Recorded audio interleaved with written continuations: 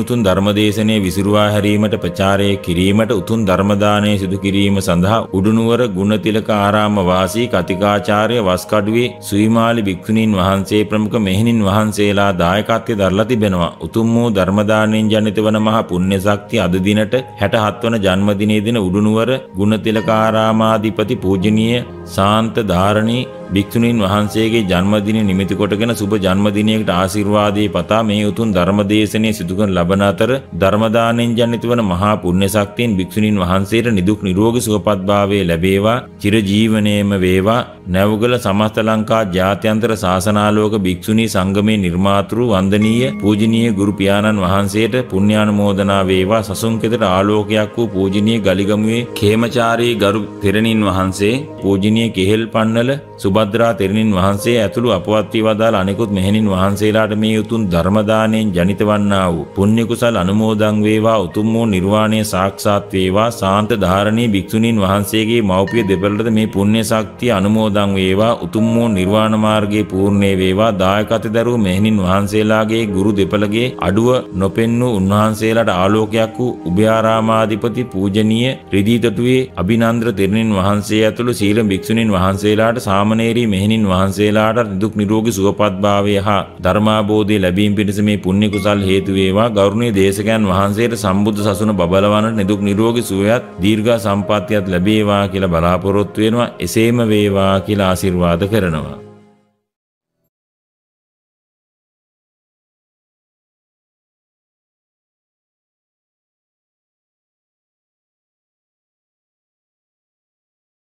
අන්තා චක්ඛවාලේසු අත්‍රා ගච්ඡන්තු දේවතා සද්ධම්මං මුනි රාජස්ස සුනන්තු සග්ග මොක්ඛදං ධම්මස්සවන කාලෝ අයං භදංතා ධම්මස්සවන කාලෝ අයං භදංතා ධම්මස්සවන කාලෝ අයං භදංතා.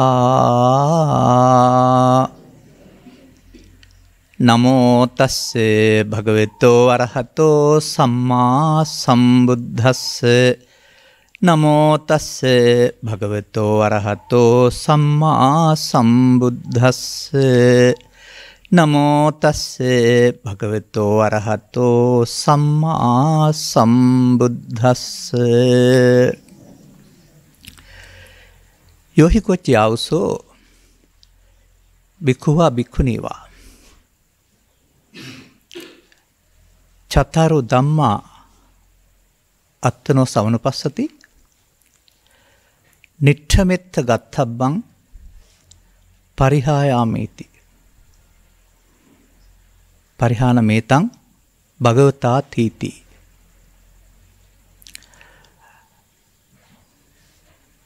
ප්‍රඥා රූපවාහිනී නාලිකාව තුළ විකාශනය වීමට නියමිත මෙම ධර්මානුශාසනාවෙහි සදහැවර අනුග්‍රහක දායකත්වයේ දරන්නා වූ ආරාධිත බෞද්ධ ප්‍රමුඛට සිටින්නා වූ සසුනේහි උපසපන් බවලත් තෙරණිවරුනි, සාමණේර භූමියේ සිටින්නා වූ සාමණේරවරියනි, සෙසු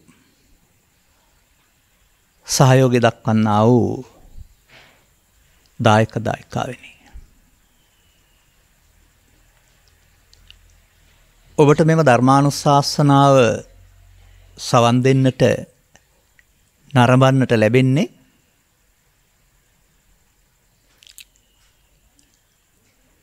උපන්දින ත්‍යාගයක් වශයෙන්.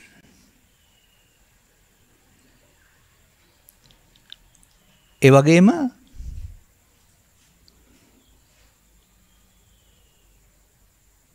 අදට යෙදී තිබෙන්නා වූ ජාත්‍යන්තර කාන්තා දිනයට සමගාමීව කරන්නා වූ ධර්ම දේශනාවක් වශයෙන්. ගාමිණී මෑණී සෝමාදේවී බිහි කළ කියලා ළමා කාලේ අහපු ගීතයක් තිබෙනවා මගේ ළඟ. ගාමිණී මෑණී කියලා යොදලා තියෙන විහාර මහදේවී කියලා යොදන්න අක්ෂර වැඩි නිසා. විහාර මහදේවී පරපුරෙන් සෝමාදේවී පරපුරෙන් පැවතා ශාසනික වශයෙන් ගත්තොත් ඊට පසු කාලීනව සංගමිත්තා පරපුරෙන් පැවතා පරපුරක මෑතියුගේදී ලෝකෙට බැරි වුණා වූ ලෝකේ ප්‍රථම අගමැතිවරිය සහ ජනාධිපතිවරිය බිහි කරා වූ රටක සිටින වනිතා පරපුරක ප්‍රවෘත්තියා භූමියේ සිටින්නා වූ වගකිය යුතු පිරිසක් අමතමින් එයට පමණක් නොව සමස්ත සමාජයටම අද වෙන දිනක අමතන්ට ලැබීමම සතුටට කරුණක්.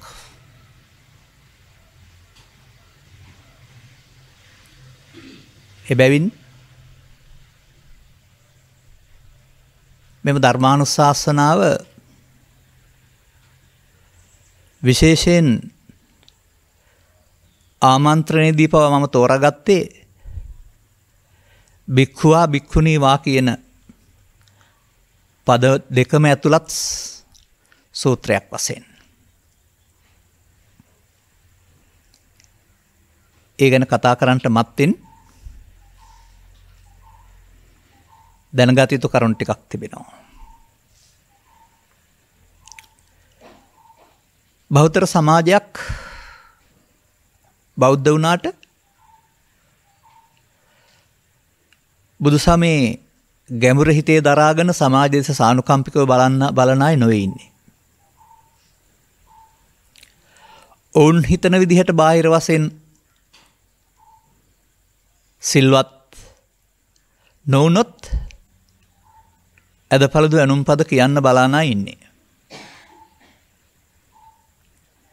මෙන්න මේ නිසා සමාජ සම්මතයේ පවතින ස්ථාවරයන් තුළ අපි රැඳී ඉඳින්න වෙනවා.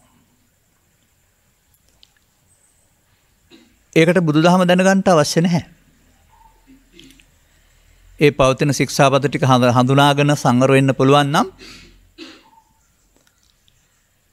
ඒක මං හිතන විනය ශික්ෂාවලටත් අනුකූල වෙනවා. සමාජයෙන් ගැරහුම් නොලබන්නටත් හේතු වෙනවා. අපි සාමාන්‍යයෙන් මගේ භාෂාවෙන් කියන්නේ ගෙදරට පන්සිල්, පොයට අටසිල්,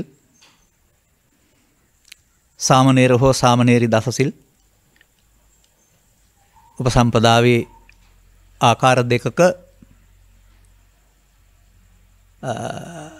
පද සමාදානය වෙනුවට ඒ මොහොතේ සිදුවෙන ඇවතක් සිදුවෙන්ට නොදී සිදුවුණොත් දෙසා ගන්න උපසපන් සීලය. මෙම පිළිබඳ සොයාන යන විට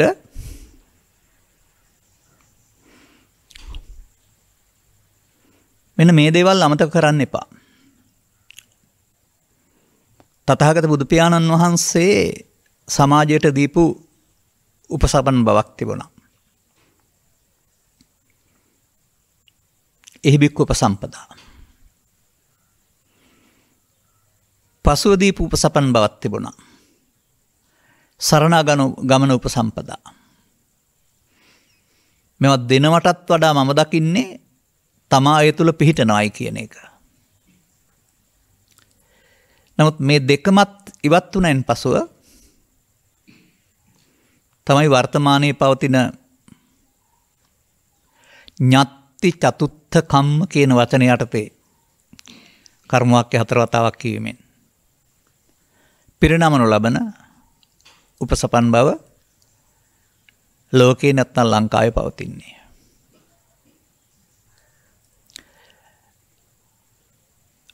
බලන්න කල්පනා කරලා මේ පංචශීල ප්‍රතිපත්තියෙන් එහා සිට පංචශීල ප්‍රතිපත්තිය හරහා ප්‍රවෘජ්ජාවේ තෙරහෝ තෙරණි වශයෙන් මේ උපසපන් බව තුළ සිටින සෑම දිනාම පාහේ සෑම දිනාම කියලා කියන්නේ නෑ මම. තථාගත බුදු පියාණන් වහන්සේගේ ධම්මේ පිළිසරණ නූතනයට ලබන්න පුළුවන් කියන විශ්වාසයකද වසර 50කට 60කට පෙර සමාජයේ හිටියේ. ඒ සීලයන්ට අධිශීලයන්ට විපාක නැතිව නොවේ. විපාක යනු මිනිසුන් අතර හෝ දෙවියන් අතර හෝ පැවිද්දේ ලෞකික විපාක. ඒ සසුන සකස් වුණේ අනාගත බුදුවරයෙක් හමුවේ ලෝකෝත්තර සැනසීම සාක්ෂාත් කර ගැනීම සඳහා පෙළ ගැසෙන පාරක් වශයෙන්. මේ තුළ මම දකිනවා ලංකාවේ උපසපන් භික්ෂුවක් දෙනමක් හොයාගන්න බැරි තරමට ශූන්‍ය වී ගිය යුගයක් වසර 300කට පෙර. නමුත් අප්‍රතිහත උත්සාහයක් තුළ සංඝ රාජනාහිමියන් ප්‍රමුඛ එදා වැඩ සිටි පරම්පරා කීපයක අය එතනින් එහාට පිරිහෙන්ට නොදී මේක ගෙන්නගත්තා. එක වැඩි ගිහින් තියෙනවා අවුරුදු 300ක් තිස්සේ. ඒ වගේම මාදුරු දෙයක් තියෙනවා. මහා විහාර අබේගිරි ජේතවන කියන මේ කොටස් වලට බෙදී යාම තුළ වේදවීමේ ප්‍රතිඵලයක් වශයෙන් භික්ෂුණී ශාසනය තුරන් වුණ බව සඳහන් කරනවා. මිනිසා මගේ ළමා කාලේ මාදුටු කාන්තා පැවිද්දට පාවිච්චි කළේ භික්ෂුණිය හෝ සාමණේරිය කියන නම නෙවෙයි. ඉන් පසුව නූතන යෝගයේදී එබඳු ජීවිතයක් ගත කරන්න කැමති අය හුදකලාව තනියම වගේ ගත කළා වූ ජීවිතයක් සිල්මෑණි නමින්. එතන රැඳුනේ නැතුව ඒ සංස්ථාවත් පියවරක් දෙකක් ඉදිරියට එමින් සාමණේරී භාවයට නැත්නම් දඹුල්ලෙන් පිරිනමන හෝ තායිවානයෙන්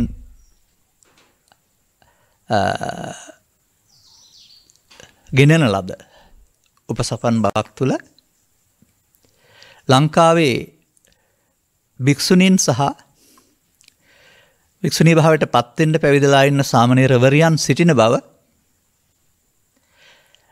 ලක්වාසීන් වගේම ලෝකවාසීන්ද දැනගන්න ඕන. ඒවයි වළංගු භාවය පිළිබඳ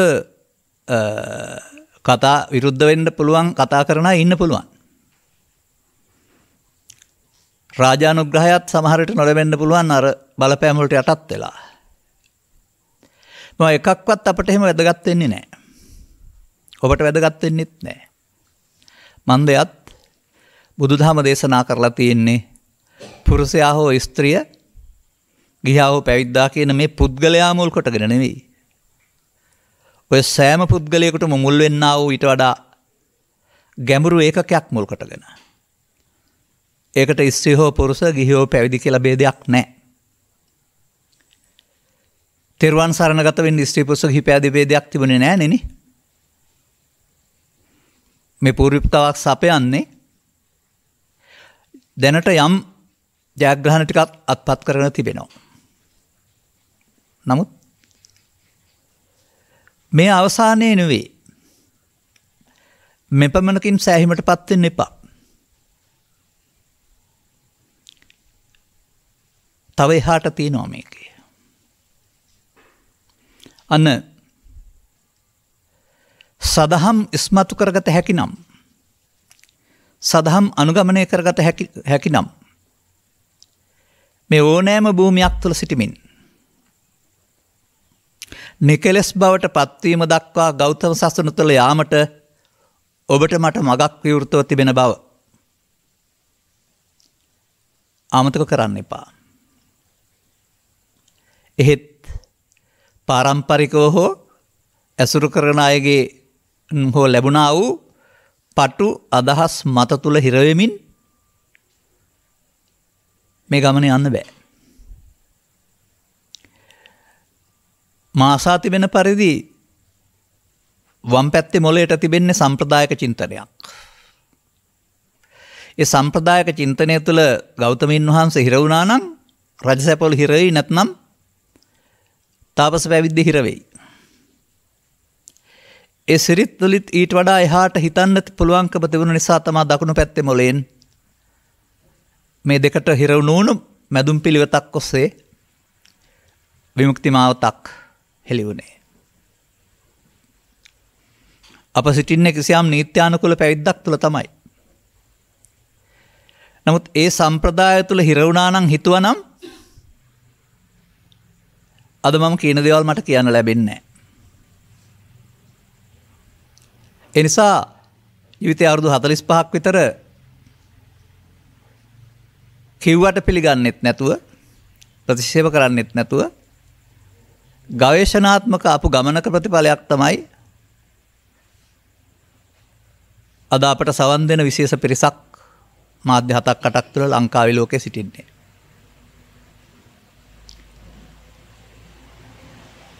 ඒ පිළිබඳ වරදක් තිබෙනවා නම් එහි චෝදනාව මට. නමුත් එහි අනුගමනීය ප්‍රතිපදාවක් තිබෙනවා නම් ඒ පිළිබඳ කිසිදු ප්‍රශංසාවක් හෝ සම්මානයක් අපට නැතුවට කමක් නැහැ. ගෞතම බුදුන් වහන්සේගේ ඉගැන්වීම් පිළිබඳව අබමල් රේණුකවත් සැකයක් තියාගෙන නෙවෙයි අපි සසුන්ගත වුණේ. නමුත් සසුන්ගත වෙලා එන මාර්ගේ ගමන යන්නට වඩා නොයන්න දිරිගෑම් වෙනුවට මන්දෝත්සාහි කරන දේවල්ම තමයි අහන්න හම්බ වුනේ. මේවා සවන් දෙන්න නරඹන ඔබටත් මේ අත්දැකීම් තියෙන්න පුළුවන්. මානිමත්ත අභික්‍රම තමයි කියන්න තියෙන්නේ. එවැන් නොසලී යා යුතු ගමන යන්න. ඒ ගමන යන්න කිසියම් දහමක් ඕන. අනේක හොයාගත්තේ නැත්නම් යන්න බෑ. එනිසා මම දකින්නේ මේ සමාජයේ ශික්ෂාපද සංවරය හොඳ වුණත්, සීලය හොඳ වුණත් ඒ සීලය තුළට හිර වෙලා එපමණයි කියලා හිතනවා වගේ. මේක තියෙනවා තවත් සීලයක් අරියකාන්ත කියලා. මේ සීලය පදනම් කොටගෙන ස්ත්‍රී පුරුෂ ගිහි පැවිදි ભેදයෙන් තොරව, භික්ෂු භික්ෂුණී උපාසක උපාසිකා ભેදයෙන් තොරව යා හැකි නැත්නම් රැකිය හැකි තව සීලයක් තිබෙනවා. ඒක වචනෙන් විතරයි මතක් කරන්නේ අරියකාන්ත කියලා. මෙන්න මෙහෙම තව ඉස්සරහට හොයන්න තියෙනවා. කොතරම් දුරද? ලෝකෙට පෙර ලංකාවෙන් අගමැතිවරයක් සහ ජනාධිපතිවරයක් බිහි වුණා වගේ ශූන්‍ය වී ගියා වූ, විසිරී ගියා වූ, අත්හිට වුණා වූ භික්ෂුණී ශාසනයක උදාව ප්‍රබෝධය රහත් මෙහෙණිය දක්වා යා යුතුයි.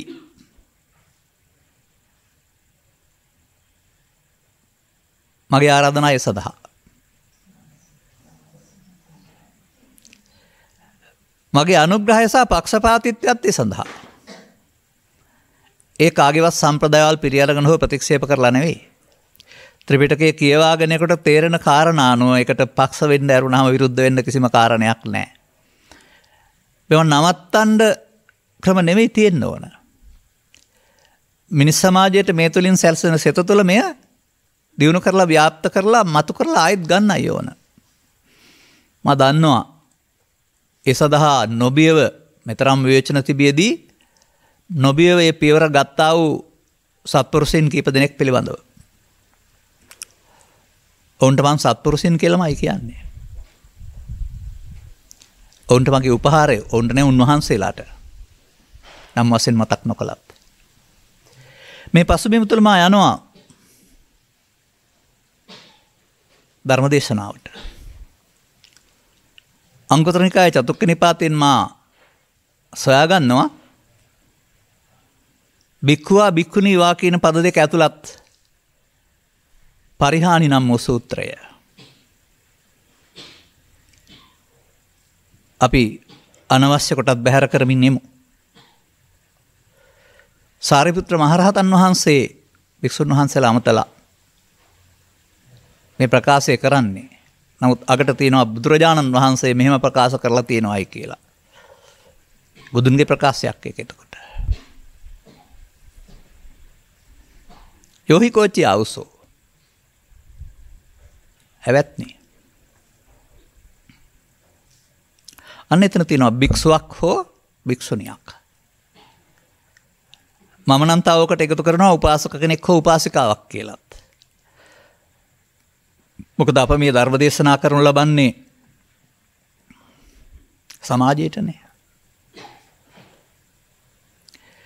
මෙන්න මේ කරුණු හතර Taman ළඟ තිබෙනවා නම්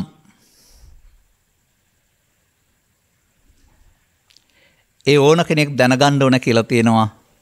නියත වශයෙන්ම Taman පරිහානිය කරා යන කෙනෙක් කියලා. මේ පරිහානිය යනු ධන පරිහානිය නොවේ, ශරීරසත්ව පරිහානිය නොවේ. මේ ආධ්‍යාත්මික පරිහානියයි. අන්න බුදුන් වහන්සේගේ ඉගැන්වීම් තුළ සමාජය සඳහා දේශනා කරලා තිබෙනා වූ බුදු ධර්මයේ යටතේ පාලනය නොවන ධර්මයේ තුලින් ශික්ෂණයටපත් නොවන සමස්ත සමාජයේ ඉරණ මේ ඒ ටිකේ තිබෙන්නේ. නියත වශයෙන්ම දැනගන්න කෙනෙක්ට මෙත්ත ගත්තා. අන්න ඒ ඔබ වෙනුවෙන් තේරුම් ගන්න ඕන. අනතුරුව මෙහි විලෝමේ නැත්නම් මේන් ගැලවීමට ගත යුතු ක්‍රියාමාර්ගයත් මේක තුළම පවතිනවා.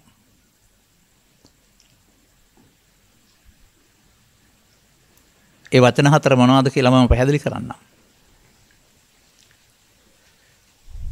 මා දකින කරුණක් තමයි මේ සමාජයේ ඉහතින් සඳහන් කළා වූ ශික්ෂාපද මට්ටමින් ගිහි පැවිදි ස්ත්‍රී පුරුෂ වශයෙන් සිටිනවා. නමුත් අඩු වැඩි වශයෙන් ගත් කල අර කියපු ධර්මතා තුනේ බලපෑමට සියලු දෙනා යටත් වෙමින් ඉන්නවා. මා දකිනවා අර පවතින සංවර ප්‍රතිපදා එකකටවත් මේ පාලනය කරගන්න පුළුවන් වෙන්න පුළුවන්. නමුත් වළක්වා ගන්න හෝ මිදෙන්න බැරි වෙලා තිබෙනවා. ඒ නිසාම ඈතට යන කාරණයක් පෙන්නනවා. ඒ යමක් විපුලත්වයට පත්වීම තුළ අපේ මනසින් අපට අහිමි වෙන දෙයක් තියෙනවා. අන්න ඒ හානියට මේ සමාජයේ මුහුණ දීලා තිබෙනවා. කතමේ චත්තාරෝ මොනවද මේ හතර? අනේ එතනදී අර ස්ත්‍රී පුරුෂ ගිහි පැවිදි මොනම ભેදයක්වත් නැහැ. ජීවිතේ ගත කරන විට සිතෙහි පවතිනා වූ හැඟීම් කීපයක් බලවත් වෙනවා, විපුලත්වයටපත් වෙනවා. රාග වේපුල්ලං, දෝෂ වේපුල්ලං, මෝහ වේපුල්ලං. රාගෙන්, දේශෙන්, මෝහෙන් බලවත් වෙමින් එන එක. මේක පෘථග්ජන සමාජය තුළ සිදුවෙන සමස්ත ක්‍රියාවලිය. ශික්ෂාපද මගින් ආවරණය කරන්න උත්සාහ කළාට ඒවට හොරෙන් උත්සන්න වෙන ක්‍රියාවලිය. ඊට වඩා විශාල හානියක් ඒක ඊට පස්සේ පෙන්නනවා. ගම්බීරේසු තානාටානේනු පඤ්ඤාචක් ගම්බීරේසු තානාටානේසු පඤ්ඤාචක්කුං න කමති. ගැඹුරු තැන් කෙරෙහි නුවණැස යොමු කරන්න බැරි වෙන එක. කාලය ලැබී තිබෙන පරිදි ගැඹුරු තැනක් දෙකක් පිළිබඳව නුවණැස යොමු කරන්න ඕනේ ඊළඟ කතාවේදී පැහැදිලි කරලා දෙන්නම් මම.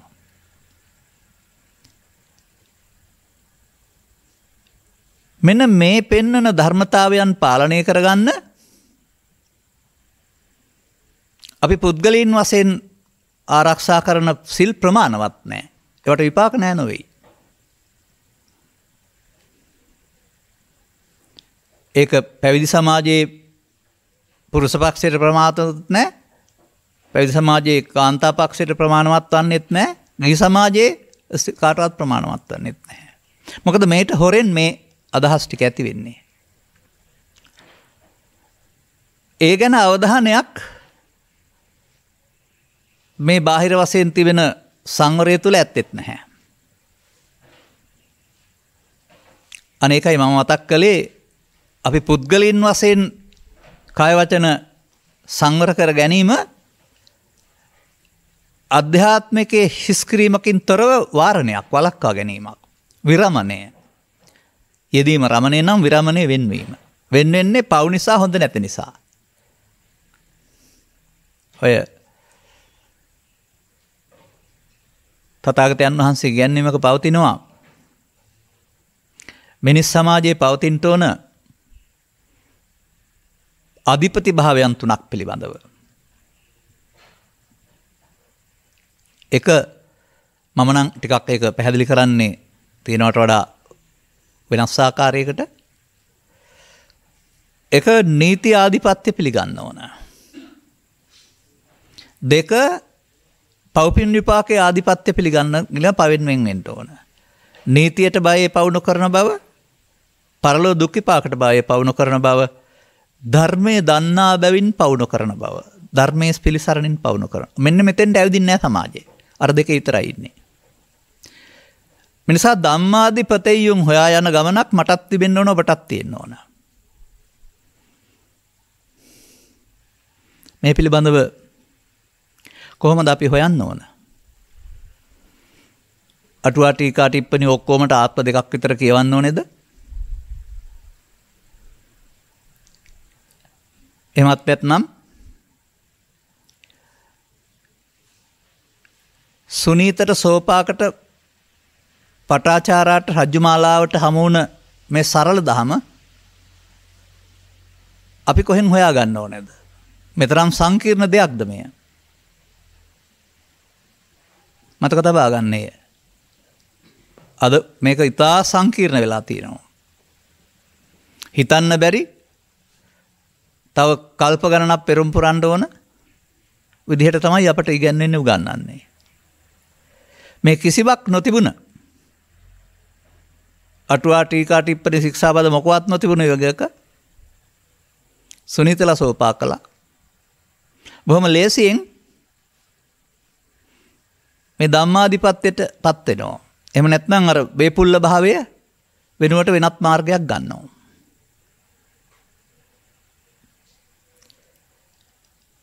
එබැවින් අර කියන හැමදේම විශ්වාස කිරීම වෙනුවට ඊට වඩා එහාට ඒ පිළිබඳ උගන්වන ලබන මහප්පදේශනා වලට අනුව සතර මහා උපදේශ කියලා දෙයක් තියෙනවා දන්නවා ඇතිනේ. අනුව හිතන්න පුරුදු වෙන්න ඕන. එවිට මේ උගන්වන්නේ එක්කෙනෙක් උදෙසා නෙමෙයි පොදු සමාජයේ උදෙසා ජීවත් වෙනකොට. ඒකට මට ඉතින් උදාහරණය ගන්න වෙන්නේ පැවිදිලා ඉන්න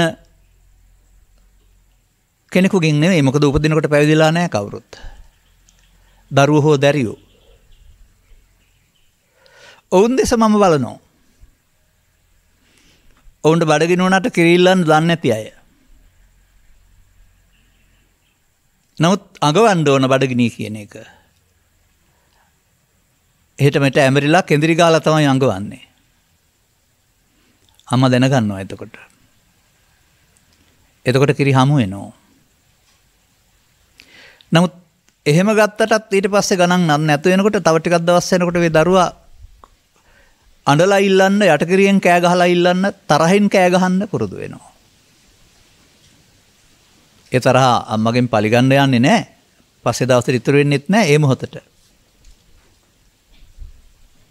එහෙමත් බැරි වෙනකොට එස කැටි කාලලා ඇදලා රිදවා ගන්න අතට අහුන දෙයක් අල්ලලා විසි කරන්න පුරුදු වෙනවා. බලන්න දූදරු පරපුරම මේ බඳු ක්‍රියාවක් යොමු වෙන්නේ නැද්ද කියලා. ඔබ දකින්නේ මොකද්ද මේ? මම දකින්නේ ඔවුන්ගේ සිත්වල කාම විතර්කයයි, ව්‍යාපාද විතර්කයයි, විහිංසා විතර්කයයි තුන ආරම්භ වෙනවා. ආරම්භ වෙනවා කියන්නේ ඒක දුක් දෙන මට්ටමට එනවා කියන එක නෙමෙයි, නමුත් මූලය ආරම්භ වෙනවා.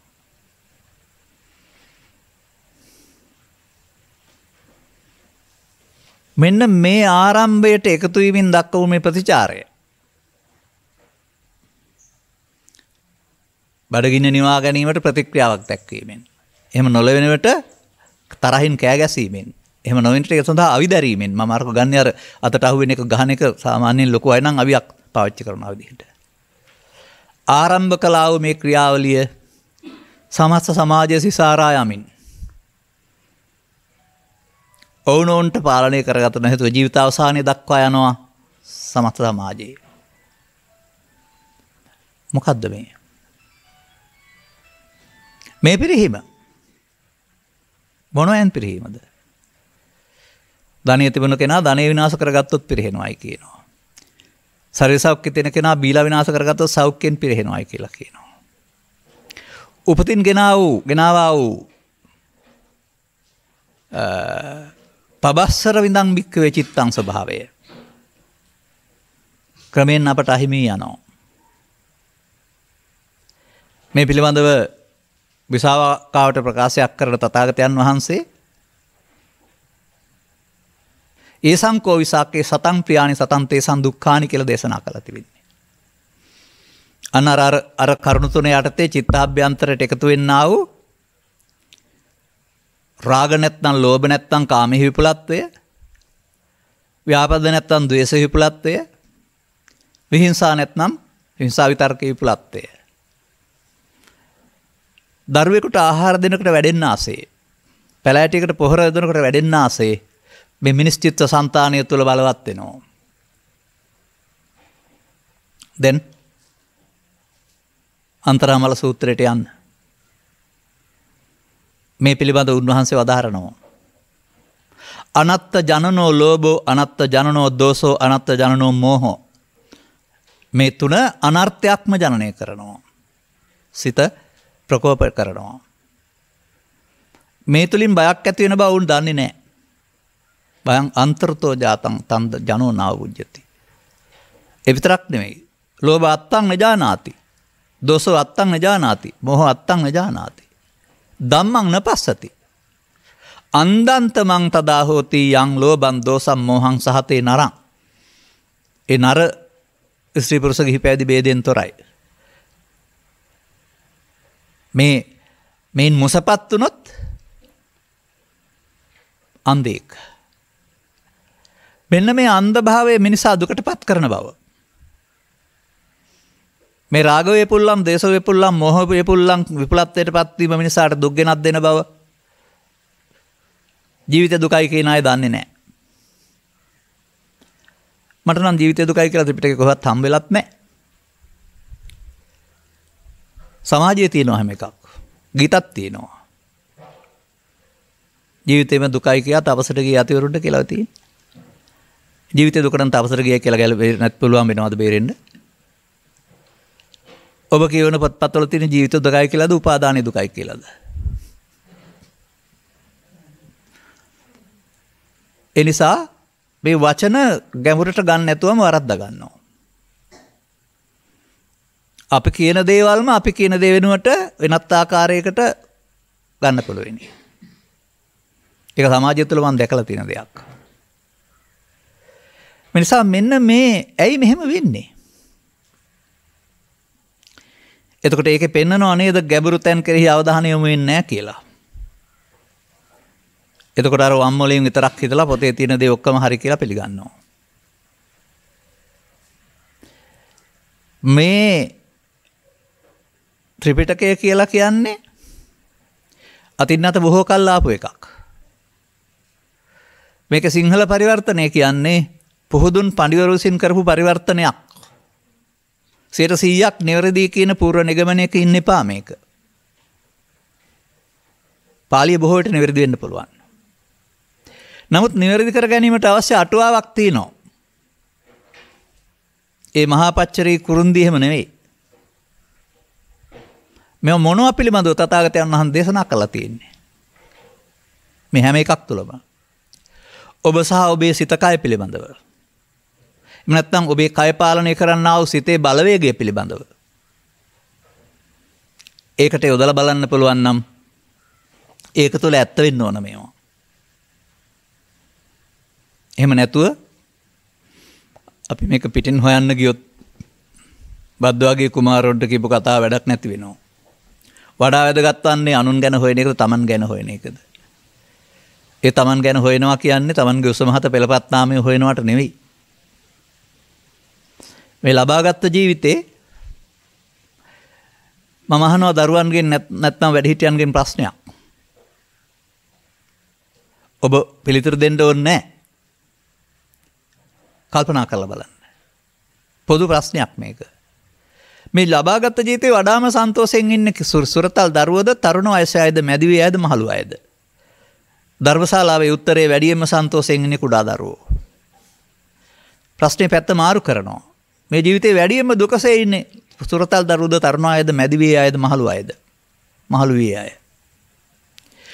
එක්කෙනෙක් බවට පත් කරනවා. දරුවා, සුරතල් දරුවා තරුණයෙක් හෝ තරුණියක් වෙලා මැදිවි හරහා මහලුවට එනවා. සුරතල් වේදී සන්තෝෂයෙන් ඉන්න කෙනා මහලු වේදී මේ තරම් දුකින් ඉන්නේ ඇයි?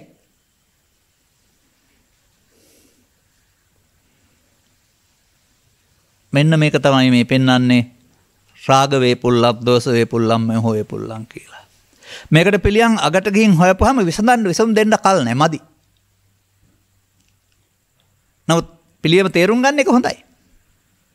නමුත් මේ විපුලත්වයට පත් වෙන්න පෙර තේරුම් ගත්තොත් විපුලත්වේ නවත්තලා අනුසෝතගාමීත්වයේ නවත්තලා පටිසෝතගාමී වෙන්න පාර හදාගත්තොත් ජීවිතය තුළ නිදහස් වෙන්න බැරි වෙයිද? නමුත් ඒකට අදාළ ක්‍රියාමාර්ග තිබෙනවා. ඒ ක්‍රියාමාර්ගයේ මම නම් බෙදන්නේ නැහැ. මේ ස්ත්‍රී, මේ පුරුෂ, මේ ගිහි, මේ පැවිදි කියලා.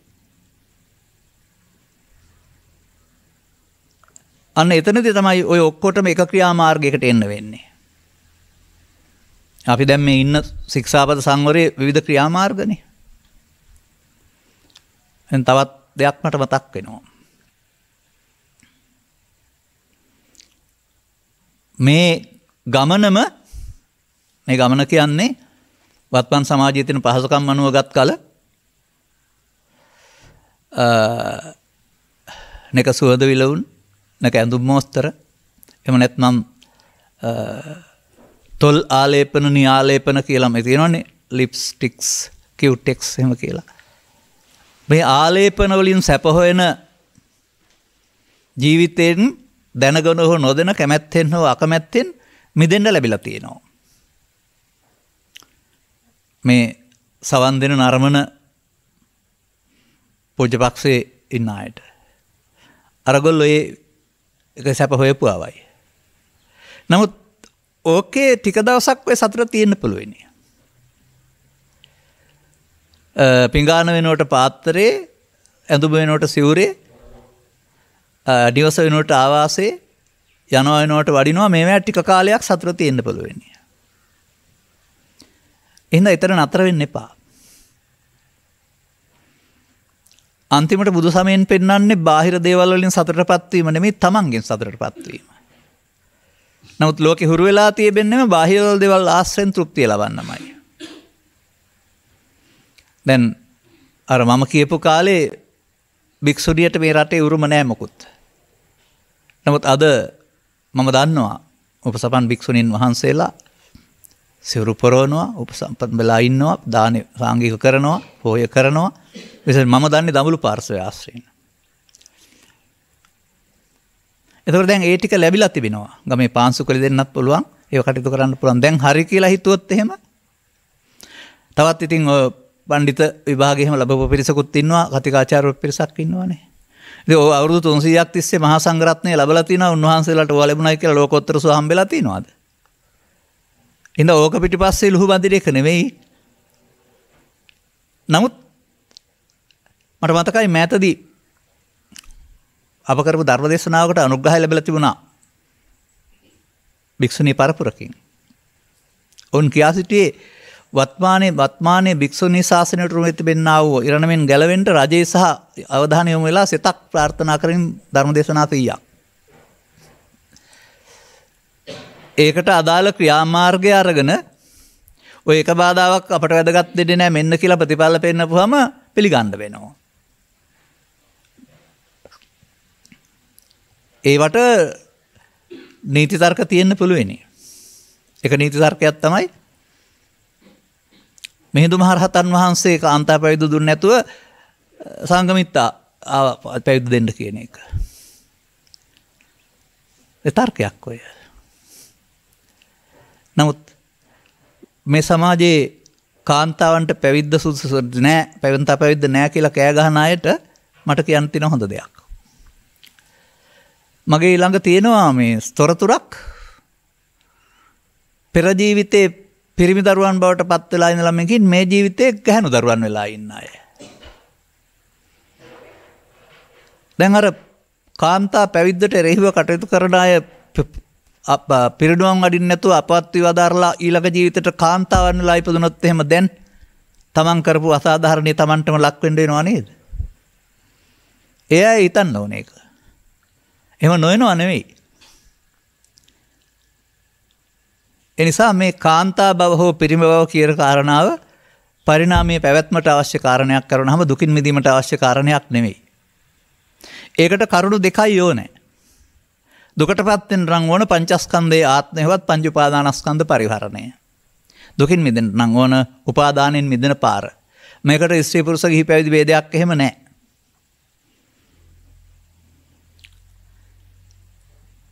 තව ටිකක් එහෙනම් තේරුම් ගන්න වෙනවා මේ පරිහානිය මොකක් නිසාද වෙන්නේ. අර දරුවා ළඟ මම කියන්නේ නෑ මේක තිබුණයි කියලා ඒ උදාහරණයකට අරන් පෙන්නුවට. මේ සමාජයට තාමත් මයන්න මම. නැත්නම් කයන්න යන්න මම. නමුත් බුදුරජාණන් වහන්සේ මම කියලා වදාළේ කොමකටද? යමකට තණ්හාව තියෙනවද තණ්හාවටමයි මම කියන්නේ. ဒုတိ ය අස්වන්ත සූත්‍රය කොහොමද පෙන්වන්නේ? අවුරුදු 60ක් 70ක් කය තිබෙනවා. ඒ නිසා කයේ පුද්ගලයෙක් ඉන්නවා කියලා ගත්තත් කමක් නැහැ. සිතයයිද මනෝයයිද විඥානයයි කියන ලැබේද? ඉති මනෝ ඉති චිත්ත ඉති විඥානං. අසුරු ගසන සැනකින් ඉපදී නැතෙනවා. එකක් ඉපදිනා නැසෙනකොට තව එකක් උපදිනවා. වඳුරෙක් එක අතක් අල්ලන අතෑරපුවම අනිත් අතට වයින්නක මුල්ලත්තේ නැහැ වගේ සිත එකක් තියෙනකොට අනිකේ නැහැ. මේ සිතට එන මොහොතේදී ඒකට එකතු වෙන එකෙන් මමත්වෙන් ගත්ත මුලාවෙන් මිදෙන්න පෘථග්ජනයාට බෑ. සිතට එන දේ මමත්වෙන් ගැනීම. දැන් ඒතන් මම කියන්නේ එතකොට මොකද්ද? ඒතන් මම ඒතමස්මින් ඒසෝමේ අත්තා. ඒ මොහොතේ හිතට ආපු දේ සමග ඇලීම ගැටීම මුලාවෙන් හැදෙන දෙයක් මම. ඒත් සවන් දෙන නර්මන සහභාගී වෙන ඔබ අතරත් කෙස්ලොමිනී දත් 32කට බෙදලා වෙන් කරලා හිතලා මේකේ මම කියලා කෙනෙක් නෑ කියලා භාවනා කරපු අයත් ඇති.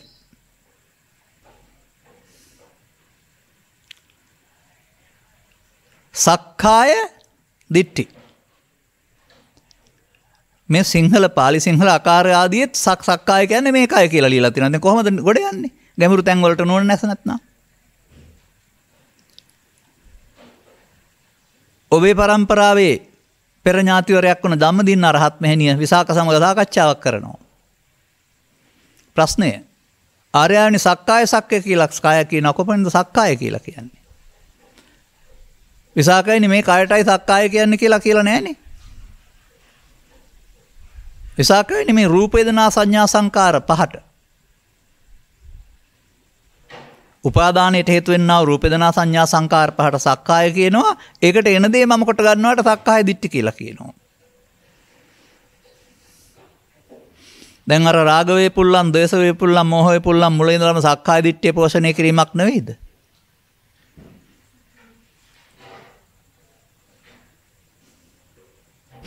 අන්න එහෙම අපි යන පාර අනුසෝතගාමි, භවගාමි. සම්බුදු සසුන කොතරම් දියුණු කළත් මම දකින්නේ පෘථග්ජන භාවය තුළ යන මාර්ගයේ භවගාමී. දැන් ඔබ දන්න කරුණක් ඇතිනේ මේ ගියාම මතක වස්ත්‍රයක් පූජා කරනවා. මොකද මේ පරලෝකීය පුද්ගලයා පරදත්ත උපජීවයක් කළා ඇති කියලා එයාට පින් දෙන්න. ඔක්කොම වෙනවා කියලා නේ. නමුත් වෙන අය තියෙනවා ඉන්නවයි කියනවනේ.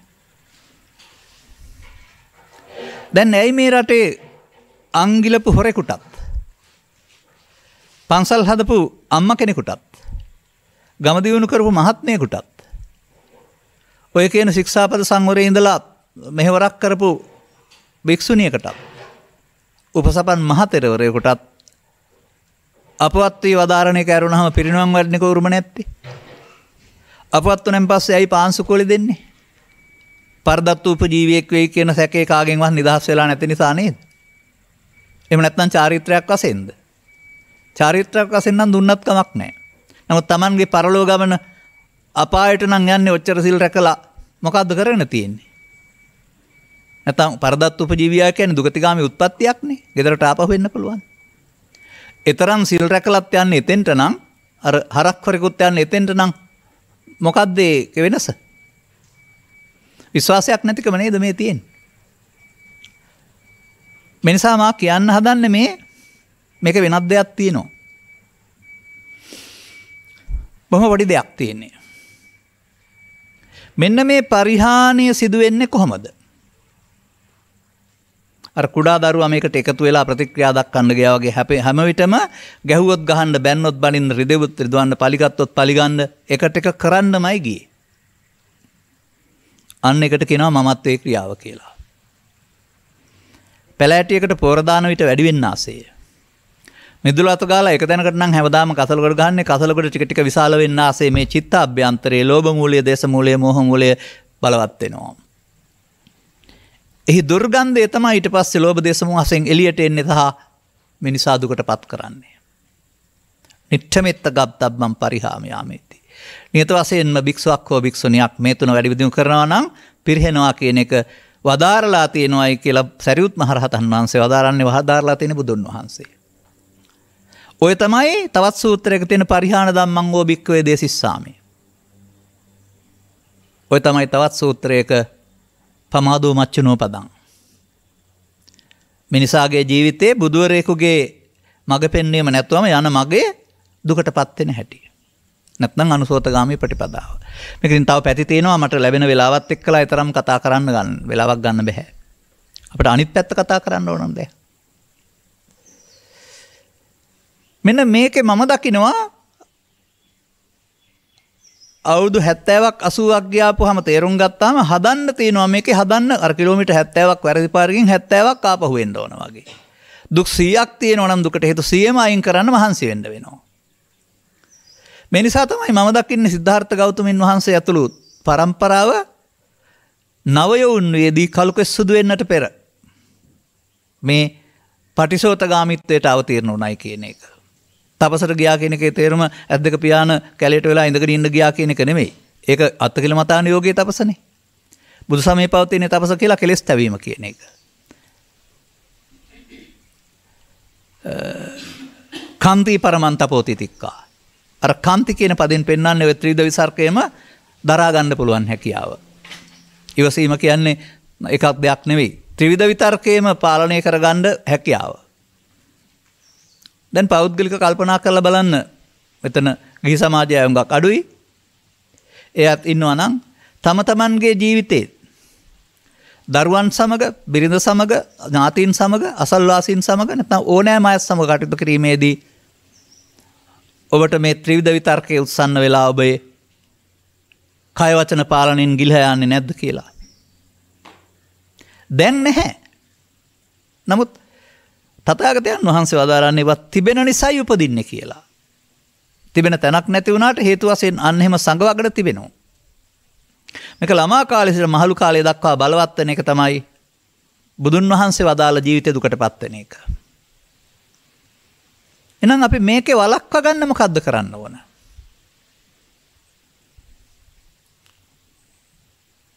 වේපුල්ලන් වගේ මේකට තනුත්තයා කියලා වචනකුත් තියෙනවා.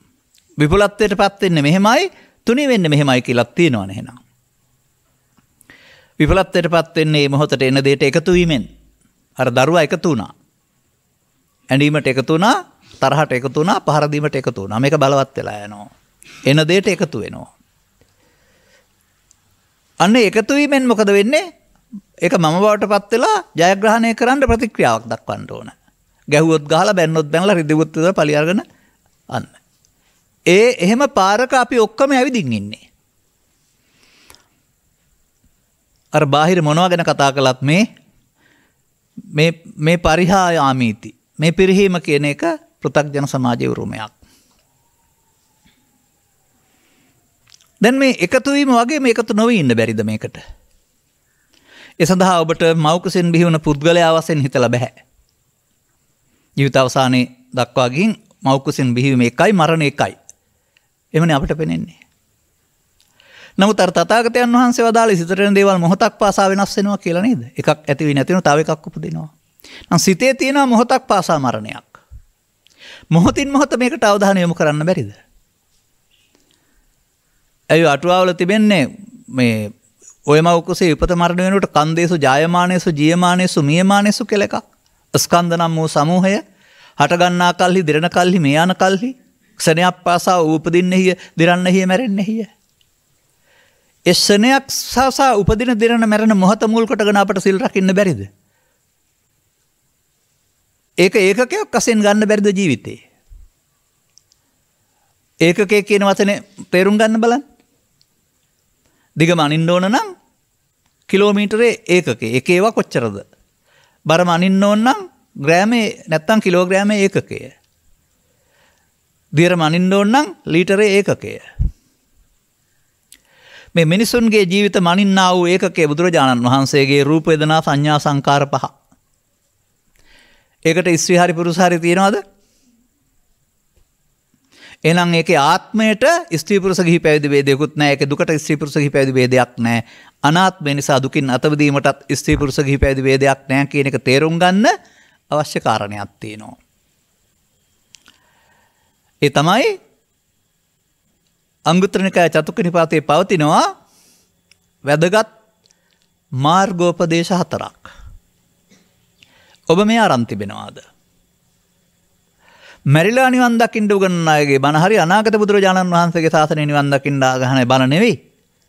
ගෞතම බුදුන් වහන්සේගේ අනුශාසනයට ප්‍රවිෂ්ඨ වීමෙන් ස්ත්‍රී පුරුෂ ගිහි පැවිදි බෝධීන්තර දුකින් පෙදෙන්න පුළුවන් කියලා කියන අයගේ ඇසුර සත්පුරුෂ සංසේවය. තව ඉස්සර ගොඩක් තියෙනවා ඒකේ සත්පුරුෂ භාවයට.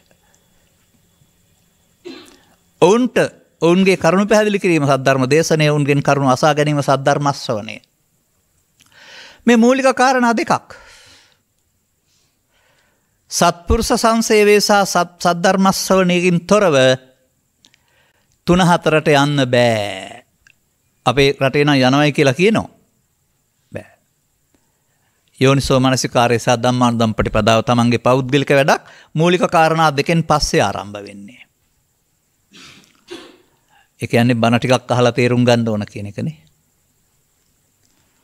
නමුත් අර ඔබ ඉන්න ස්ථාවරය තුල අර මිනිසුන් දකින ආකාරයට සංවරයෙන් ඉන්න ඕන. ඒක අපි ප්‍රතික්ෂේප කරන්නේ. නමුත් දසවස්තුක සම්මාදිට්ඨිය උගන්වන්නේ දානයේ විපාක ඇත, සීලයේ විපාක ඇත, කුසලාසුකරන්ගේ විපාක ඇත කියලා.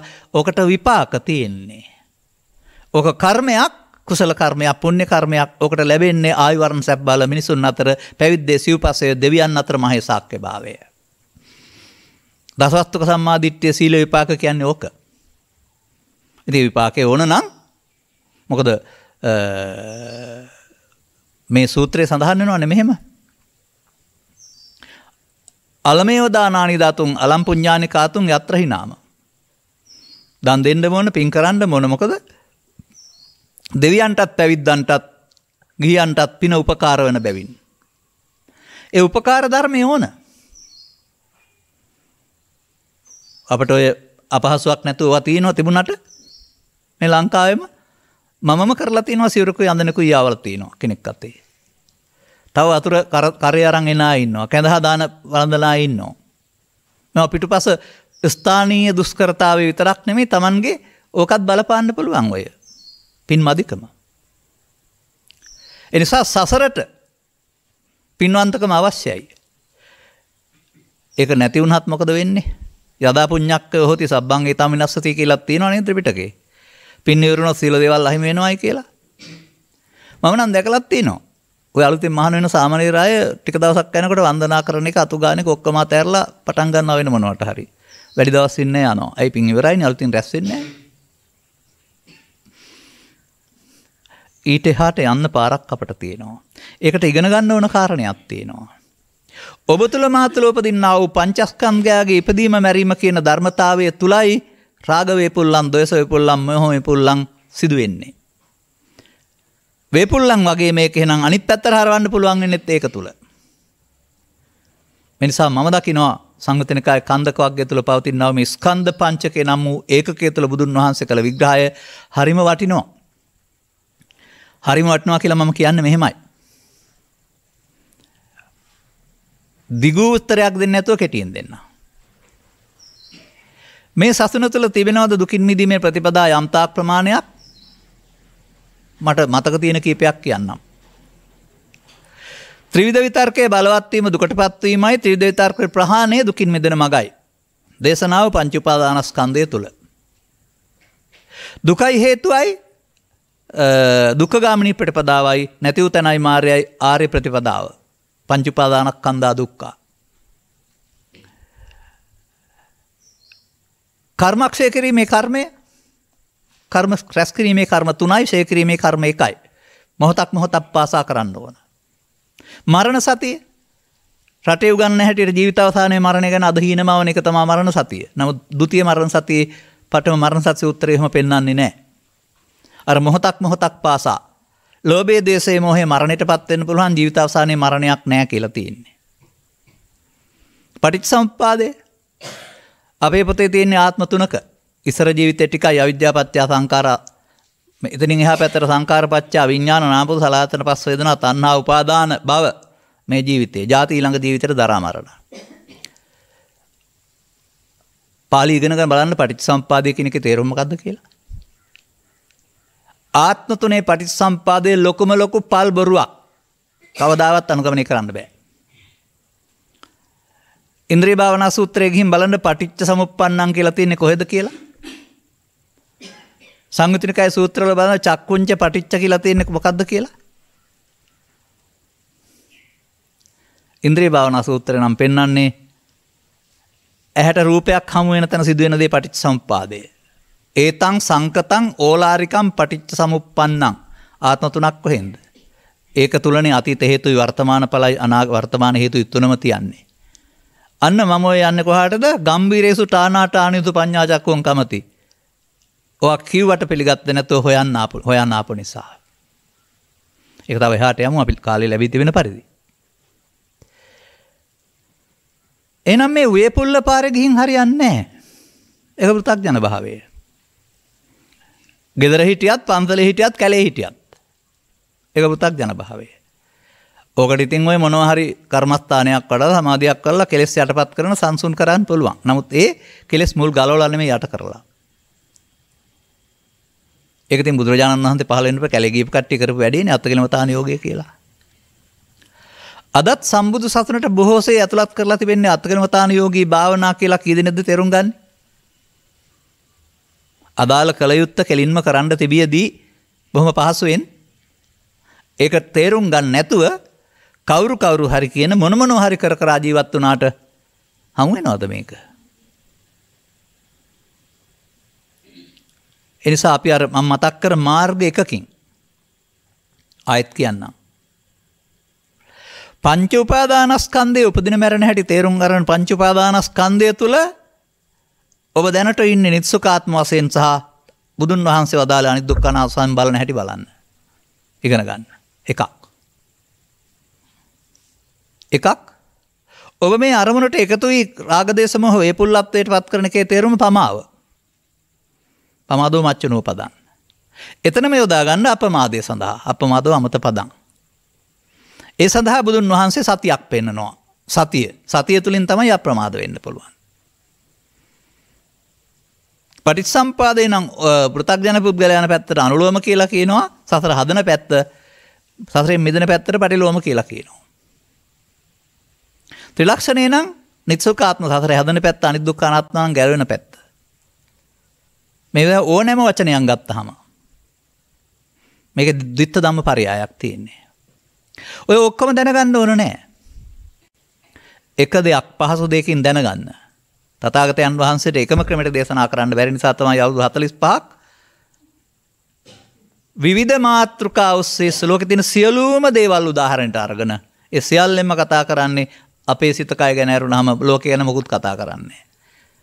ලෝකේ ගැන කතා කරන්න ගියොත් ඒක රාජ කතා, චෝර කතා බවට පත් වෙනවා. බුදුහාමුදුරුවෝ තරම් දෙතිස් කතා කරගෙන නැතු යනවා ජාතකපත බලපුවාම එතකොට.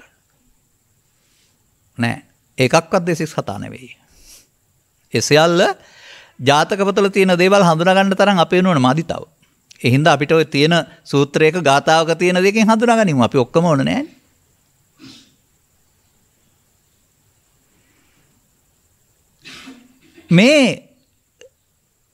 මේක කියන්නේ කොහොමද සමාජයේ? එහෙමයි ඔක තේරුම් ගන්න පාලිය ගන්නවට වඩා. මේ හැංගීම් වලින් ඇවුස්සුනාය කියනවා මට ඒ වෙලාවේ මොනවා වුණත් දන්නේ නැහැ ඉන්නවා වෙරණ පෙවුන්නේ නැහැ කියලා. එහෙම නෙමෙයිද කියන්නේ? ඒ මොකද උනේ එතකොට? එතෙන්ට ඒ පුද්ගලයාගේ කය වචන මෙහෙව්වේ කවුරුද? අනිත් වෙලාවට හොඳට hina වෙලා හරිව තාත්තා අම්මා ගුරුවරයා රාක්ෂයෙක් වුණේ මොකක් නිසාද? අර ත්‍රිවිධ විතර්කයේ සිතට ආපු නිසා. මිනිසා හොයා ගන්න ඕන මිනිසා රූකඩයක්, මිනිස් කය රූකඩයක් ඔහුව පාලනය කරන්නේ ත්‍රිවිධ විතර්කයේ විසින් බව. ත්‍රිවිධ විතර්කයේ බලවත් වෙන තරමට ඔහු නොමිනිසෙක් වෙන බව. ජීවිත අවසානයේ දක්වාම. හොයා ගන්න ඕන. ඒක තුළ තමයි රාග වේපුල්ලන්, ද්වේෂ වේපුල්ලන්, මොහ වේපුල්ලන් කියන මේ පරිහාන මාර්ගයේ තියෙන්නේ කියන එක තේරුම් ගන්න ඕන. ඔය දරුවන් එක්කලා ඉන්නකොට නැත්නම් මගේ ළමා කාලේ මම දකිනවා මේ හිතට එන ඔක්කොම කයට වචන දෙන්නේ නැතුව ඉන්න තාත්තලා අම්මලාට පුළුවන්. ඒ ගැඹුරු ධර්මයක් දැනගෙන නෙවෙයි. හොඳ නැති නිසා, ප්‍රභූත්වයට ගැලපෙන්නේ නැති නිසා. කවුරු හරි කටකටිච්ච කතාවක් කිව්වොත් එහෙම අම්මලා තාත්තලා ඉස්සරහා දරුවන් ඉස්සරහා මොකටද මං කියන්නේ කිව්ව කියලා හිතේ තියාගන්න කියනවා. ඒ කියන්නේ හිතට ආවා විතර්කය. නමුත් කායච වචනට එකතු කළේ නෑනේ. මේ කයට වචනට එකතු කරක බලවත් ඉතා දැන් තියෙන්නේ නිසා ඒ බලවත්කම කඩන්න තවත් බලවත්කමක් වඩන්න ඕන. ඒ පිළිබඳ අපි අවතීර්ණ වෙන්නේ නැහැ තාම. යොහි කෝච්චි ආවුසෝ ආයත් වදාරනෝ. හැවත්නි යම් විසුවක් හෝ භික්ෂුණියක් තමන්ගේ චිත්තාභ්‍යන්තරෙහි මෙන්න මේ කාරණා හතර තුනී වෙනවා නම් ඔහු දැනගන්න ඕන ඒක පිරිහීම නෙවෙයි කියලා. රාග තනුත්ත්‍යා, දෝෂ තනුත්ත්‍යා, මොහ තනුත්ත්‍යා. අන්න තුනී කරන්නේ කොහොමද? තුනී කරන්න ගැඹුරු තැන් කෙරෙහි ප්‍රඥායස යොමු වෙනවා කියලාත් තියෙනවා.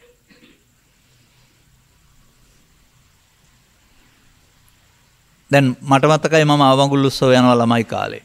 අනිත්‍යවත සංඛාරා ගහලා තියෙන බෝඩයක්. අර ගෙදර මිනිස්සෙකුත් හිටියා. ඒ මිනිස්සයා හිටියේ කාලේ නිට්ටයයි, දැන් අනිත්‍ය මැරිලා. ඒක තමයි අපි අනිත්‍ය කියලා බලන්නේ. ඊට පස්සේ ඔය සමහර සමාජය අය කියලා දෙනවා අවඟුල් උත්සවවලදී. මේ ලෝකේ තියෙන සියලු දේවල්ම කැඩිලා යනවා. බලපුවම ඇත්ත. මේ සියලු දේවල් අනිත්‍යයි. ඔය බුදුබණද බාහිර ලෝකේ කිසිවක් සම්බන්ධයෙන් ත්‍රිපිටකය අනිත්‍ය නැහැ. ඇස් දෙකෙන් බලන අනිත්‍යත් ත්‍රිපිටකයේ ඇත්තෙම නැහැ. ත්‍රිපිටකයේ පවතින්නේ පංච උපාදානස්කන්ධය තුළ නුවණින් බැලිය යුතු අනිත්‍යක් විතරයි. එතෙන්ද එන්න ගැඹුරු තැන් කෙරෙහි අවධානය යොමු නේද? මමත් මහාන වෙච්ච 81 අවුරුද්දේ කියන්න ඇත්තේ කෙස්වල අනිත්‍ය තමයි. මල් පරණ අනිත්‍ය තමයි. ඒ මල් පරණවා කියලා අනිත්‍යට ගාතත් හදලා තින්නේ ඔය. ඒ වුණාට සීල සූත්‍රයේ නැද්ද? සීලවතාකෝපනාස්මා මහා කොට්ටිත ඉමේ පංච උපාදානස්කන්ධේ අනිච්චතෝ දුක්ඛතෝ අනත්තතෝ යෝනිසෝ මනසිකරොන්තෝ සෝතාපට්ටි පලං සච්චි කරෙය්‍යාති. මේ අනිත්‍ය බලලා සෝවාන් වෙච්ච කෙනෙක් කියන්න මට කොහේ හරි. පංච උපාදානස්කන්ධය තුළ බලන අනිත්‍ය රාග දේශ මොහ තුනීමට හේතු වෙන්න බැරි නෑ. හැබැයි මේ අනිත්‍ය කියන පදයට අනියත බවයි අනිත්‍යයි එකක් කොට ගත්ත තැන ඉඳලා උත්තරයක් නැහැ. ඔය කෙස්සුදු වෙන එක, දත් වැටෙන එක, මල් ගස් පර වෙන එක, මල් පර වෙන එකට කියන අනියත බව කියලා. ඒක අනියත බව. ඒක සිදුවෙන දෙයක් නේ. දැන් සබ්බේ සංඛාරා අනිච්චාති යදා පඤ්ඤාය පස්සති කියන එකේ තියෙන්නේ සිදුවෙනවා කියලාද? නුවණින් බලන්න කියලා තියෙන්නේ. කොහෙද? සංඛාර ස්කන්ධය තුළ. ඒක නුවණින් දැකිය යුතු අනිත්‍යක්. ඒක අරක සිදුවෙන අනියත බවක්. මේ දෙක පටලවාගෙන නේද මේ ඉන්නේ. ඉතින් ගැඹුරුතෙන් කෙරෙහි අවධානය නැතුව මේක විවරණය කරන්න තේරෙන්නේ නැහැ නේ. තාමත් කෙස්වල අනිත්‍ය කියන අය ඉන්නවා මේ රටේ.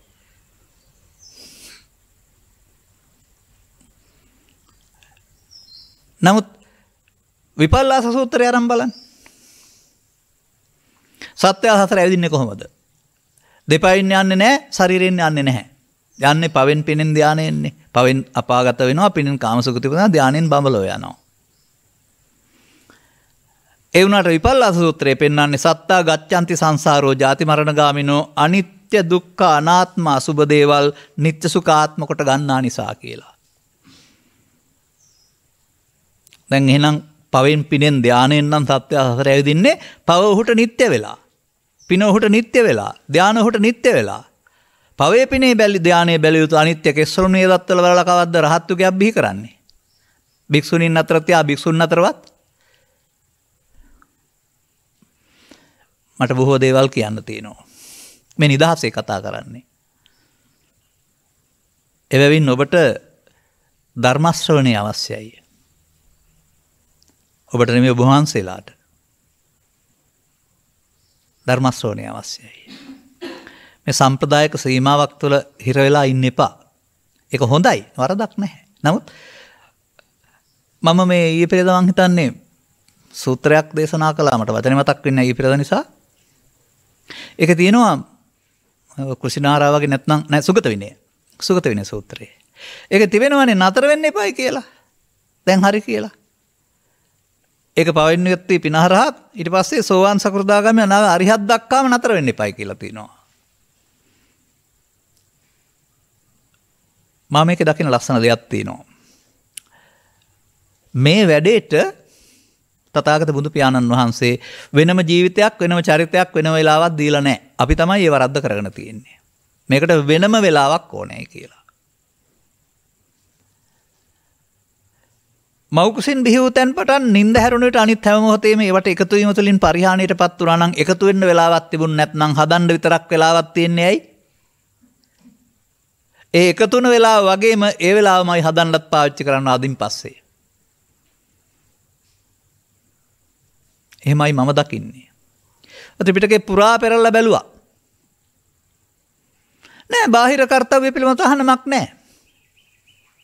ඒවැ එපයි කියලා තියෙන්නේ අර රාග දේශ මොහ වැඩෙන ක්‍රියාවලට එකතු වෙන්න එපා කියලා තියෙන අරනම අනිත් කාරණා අම්මෙක් වෙන්න තාත්තෙක් වෙන්න ගුරුවරයෙක් වෙන්න ගොවිතැන්පත් කරන්න බස් රථයක් කෙලවන්න කන්තවරක වැඩ කරන්න මොනවත් අහනමක් නැහැ. ඒවා තුලමයි කාම විතර්කය, ව්‍යාපාද විතර්කය, විහිංසා විතර්කය බලවත් වෙන්නේ ඕනෑම කෙනෙකුගේ. Tamanට අදාළ ශේස්ත්‍රයක් තියෙනවා. මට නම් මගේ භික්ෂුත්වය තුළ දායකත්වය සහ ධර්මදේශනා මේක තුල තියෙන්න පුළුවන්. භික්ෂුණීත්වය තුළ නම් ශිෂ්‍යයන් හදන්න ගියාම ශිෂ්‍යාවන් එහෙම නැත්නම් දායකත්වයට එක්කලා කටයුතු කරන්න ගියාම පිරිත් කියන්න ගියාම දානි බලන්න ගියාම ඒව තුළ තියෙන්න පුළුවන්. එහෙමයි. අම්මෙකුට නම් දරුවොත් එක්කලා, ගුරුවරයාට නම් ශිෂ්‍යොත් එක්කලා, පාරේ යන රියදුරෙකුට නම් නීති කඩන රියදුරන්, තිරෝධ රියදුරන්, මෝටර් රියදුරන් සහ මගින් සමග. එහෙම නෙවෙයිද මේ ව්‍යාපාද විතර්කේ එන්නේ, විසින්සා විතර්කේ එන්නේ. ඒකට වෙලාවක් තියනවද?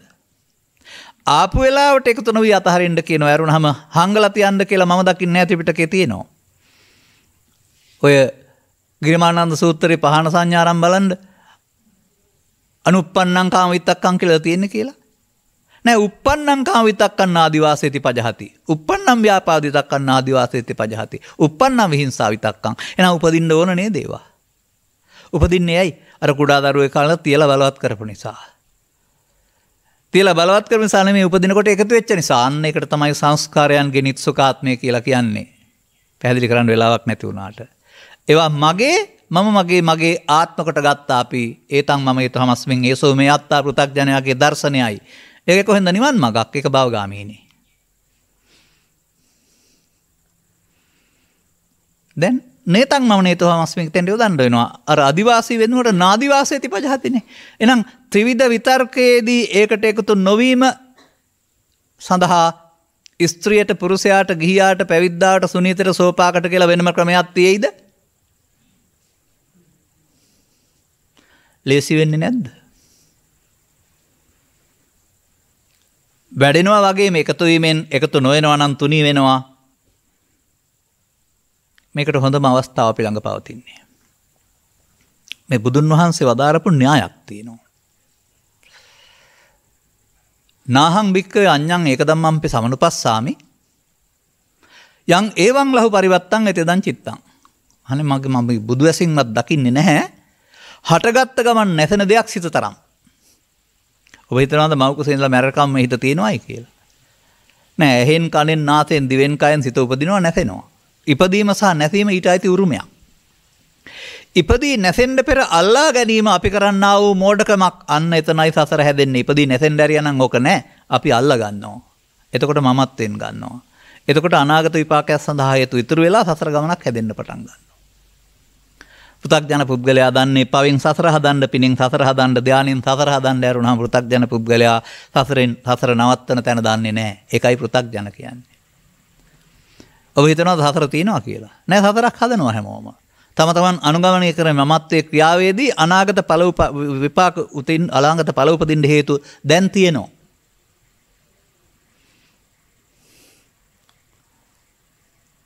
දැන් මෙන්න මේ ත්‍රිවිධ විතර්කයට එන විට එකතු නොවෙන්න පුළුවන් එක තියෙනවා කන්ති පරමන්තපෝ තිතික්කා කියලා. උප්පන්නං උපදින්න ඕනේ. එකතු වෙනවට කියනවා අදිවාසේති නප්පජහති කියලා. එකතු නොවෙනවට කියනවා නාදිවාසේති පජහති කියලා. ඒකම නෙවෙයි දෙපැත්තට හරවලා තියෙන්නේ. අර පරණ පුරුදු කරපු එක වෙනකොට අලුත් එකක් පුරුදු කරන්න ඕනේ. ඒකට කියනවා සතිය පාවිච්චි කරන්න ඕනේ කියලා. අර අම්මා තාත්තා කේන්ති ආපුවම වචනේ ආවා හිතට. කායට වචන දෙන්නේ නැතුව ගිල්ලානේ. එතකොට ඒ නැති වෙලා යනවා. හොඳයි, මේ එන දේවල් වලට එකතුනේ නැත්තම් මොනවා වෙයිද? අර යං ඒවං ලහු පරිවත්තං වෙන්නේ නැද්ද? හටගත්ත ගමන් නැසෙන එක. මෙහෙම අපි ළඟම මේ සංසාරයේ කඩන තැන මෙතන තියෙනවා වර්තමානයේ.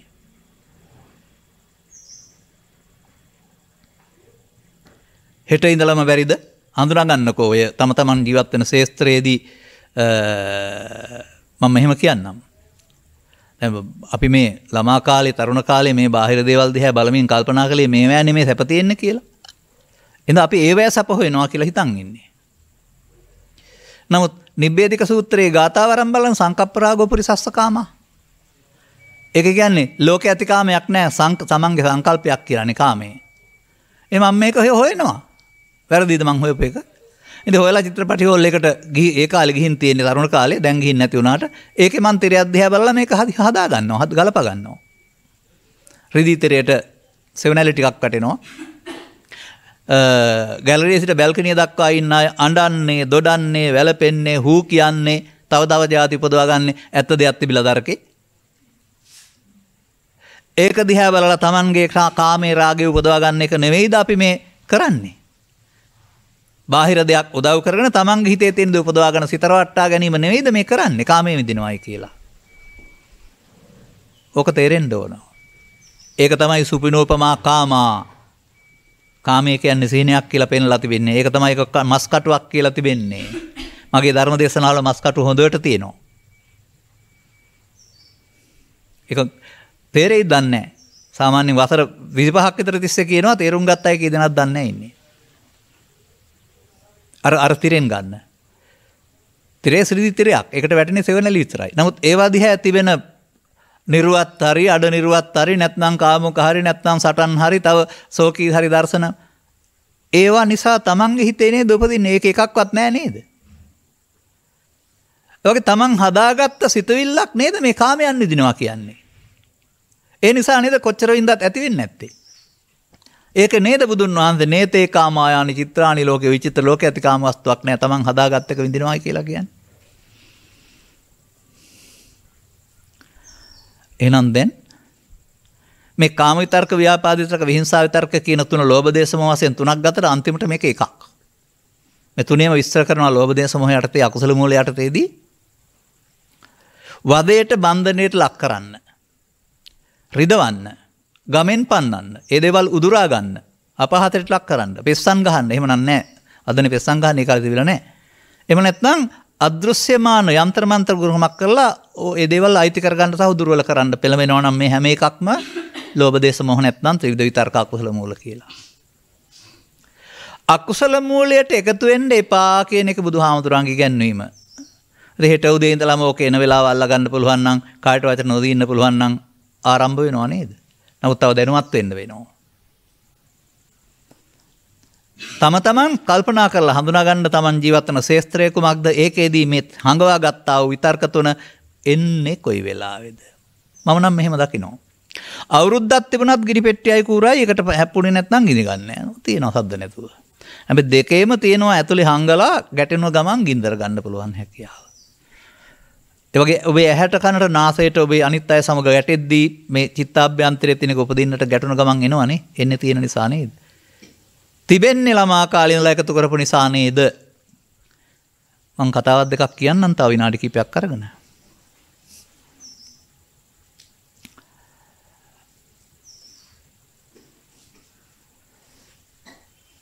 කොතරොටයක් කඩේ ගෙනියන්න ආපු පුද්ගලයා මුදලාත් එක්කලා ගෝරියක් දා ගන්නවා. ගණන් ගිහින් කියලා මොකක් කරලා.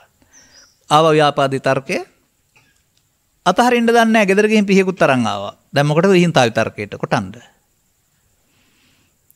එකපාරක් කොටනකොට ගේ ඇතුලේ හිටපු කට්ටිය හිටියා, පුතාලා හිටියා, සේවකයෝ හිටියා. ආවේ මෝල් ගසුත් අරගෙන. මෝල් ගස් පූජාවක් දුන්නා. එතනම CCTV කැමරාව වලින් මම දැක්කේ පරලොව ගියා. දැන් මේ අපරාධය කළේ ඔහුට කවුද? ඔහුද කළේ? නෑ, ව්‍යාපාදයේ තර්කයයි විහිංසාවේ තර්කයයි.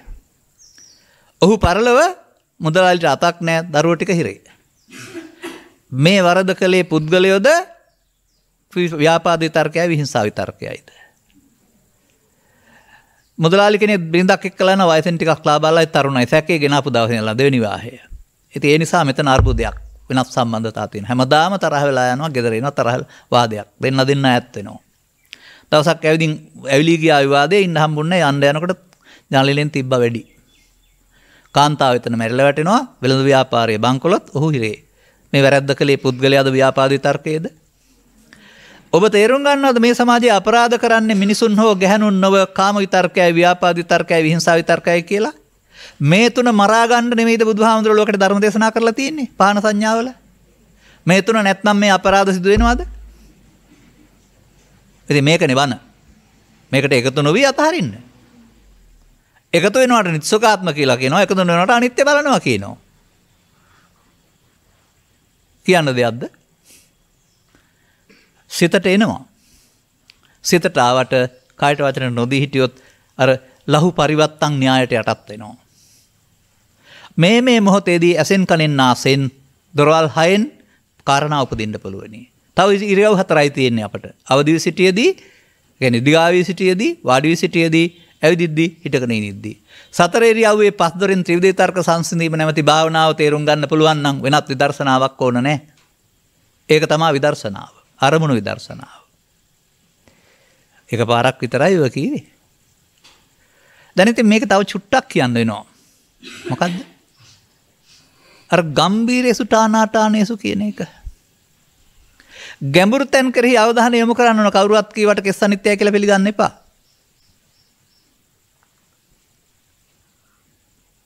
කවුරුවත් කීවට මේ ඔය තියෙන පද ඔක්කොම පිළිගන්න එපා.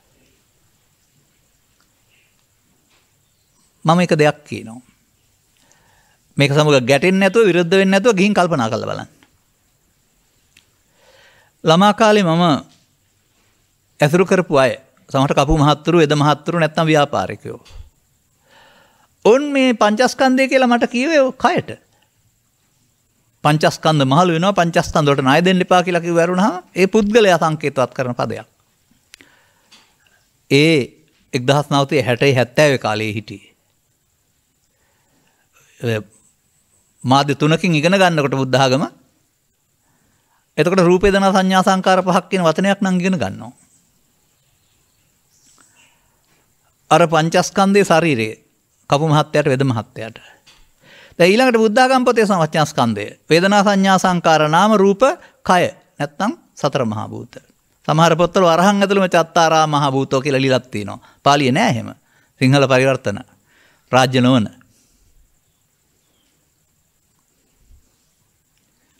දැන් ඕකනේ පිළිගන්නේ. හරි. මම අහනවා දැන්. යන්න සංයුත්ත නිකාය සට්ඨාන කුසල සූත්‍රයට. මේක තියෙනවා මිනිස්සයාට වේදනා හයක් සංඥා හයක් සංකාර හයක් විඥාන හයක් පහළ වෙනවා කියලා. විඥාන හයක් තියෙන්නේ කොහෙද?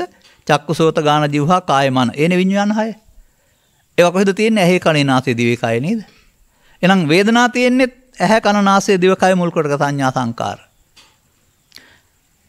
දැන් ස්කන්ධ හතරේ වහයක් විතරද පහමත් විසින් වෙන්න ඕන නේද? දැන් රූප තියෙන්න ඕන කොහෙද? ඔබ විවේකයක් හම්බුනලා චිත්‍රපටයක් නරඹමින් ඉන්නවා. ඒ මොහොතේ ඔබ විඳින්නේ ඔබේ ශරීරයේද අර හමු වෙච්ච රූපේද? ඔබ ගීතයක් අහමින් ඉන්නවා. ඒ වෙලාවේ ඔබේ ශරීරය විඳිනවද? ශබ්ද රූපේද විඳින්නේ? ඔබ ගන්ධයක් විඳින්න ඉන්නවා. එතකොට ඔබේ ශරීරය විඳිනවද? ගන්ධය වේදනාවෙන් විඳිනවද? රූප තණ්හා, ශබ්ද තණ්හා, ගන්ධ තණ්හා, රස තණ්හා, පොට්ටබ්බ තණ්හා කියන්නේ ශරීරයට තියෙන තණ්හාද, අරමුණු හයට තියෙන තණ්හාද? ඒ තණ්හාව නැති කිරීමෙන් ලබන සත්‍යම නිර්වාණය. එහෙනම් ශරීරේ රූප කියලා කවදාවත් තණ්හාව නැති කරන්න බෑ නේද? ගම්බීර සුඨානාඨානේ සුඛින් කල්පනා කරන්න කියන්නේ මං කවට පිළිගන්න මේපා. ඔන්න ඕවයි අපිට මේ මග යන්න තියෙන බාධා. තාමත් මේ රටේ ඉන්නවා පංචස්කන්ධය කියන ශරීරය කියන අය නිකන් යන්නේ රාජකීය පඬිතුත් ඉන්නවා. තාමත් මේ සතර මහා භූත වලින් රූප හැදෙනවා කියන අය ඉන්නවා. අය නම් ඉතින් මිනිස්සුන්ට විතරයි නැත්තම් අපෝ මෞකසෙන් බිහිවන සත්වෙන්න විතරයි. මෞකසකින් බිහිනවන പ്രേත සත්වයා, දේව සත්වයා, බ්‍රහ්ම සත්වයා මැරෙනකොටම උපදින්නේ මොකක් නිසාද? සතර මහා භූත වලින් හැදෙනවා නම් මාස 6ක් 7ක් සුනකයට මාස 2කමාරයි, අලියට මාස 24යි. අනේ පිටුතුමා මියගිය ගමන් අජේතවරණ බලන් ආවේ. එහෙනම් කයක් හැදෙන්න යන්න එපා අවුරුදු 2කමාරක් විතර දෙවියන්ට. ඒ කොහොමද? මහා කච්චායන මහරහතන් වහන්සේගේ මට මතක නෑ පොතේ නම.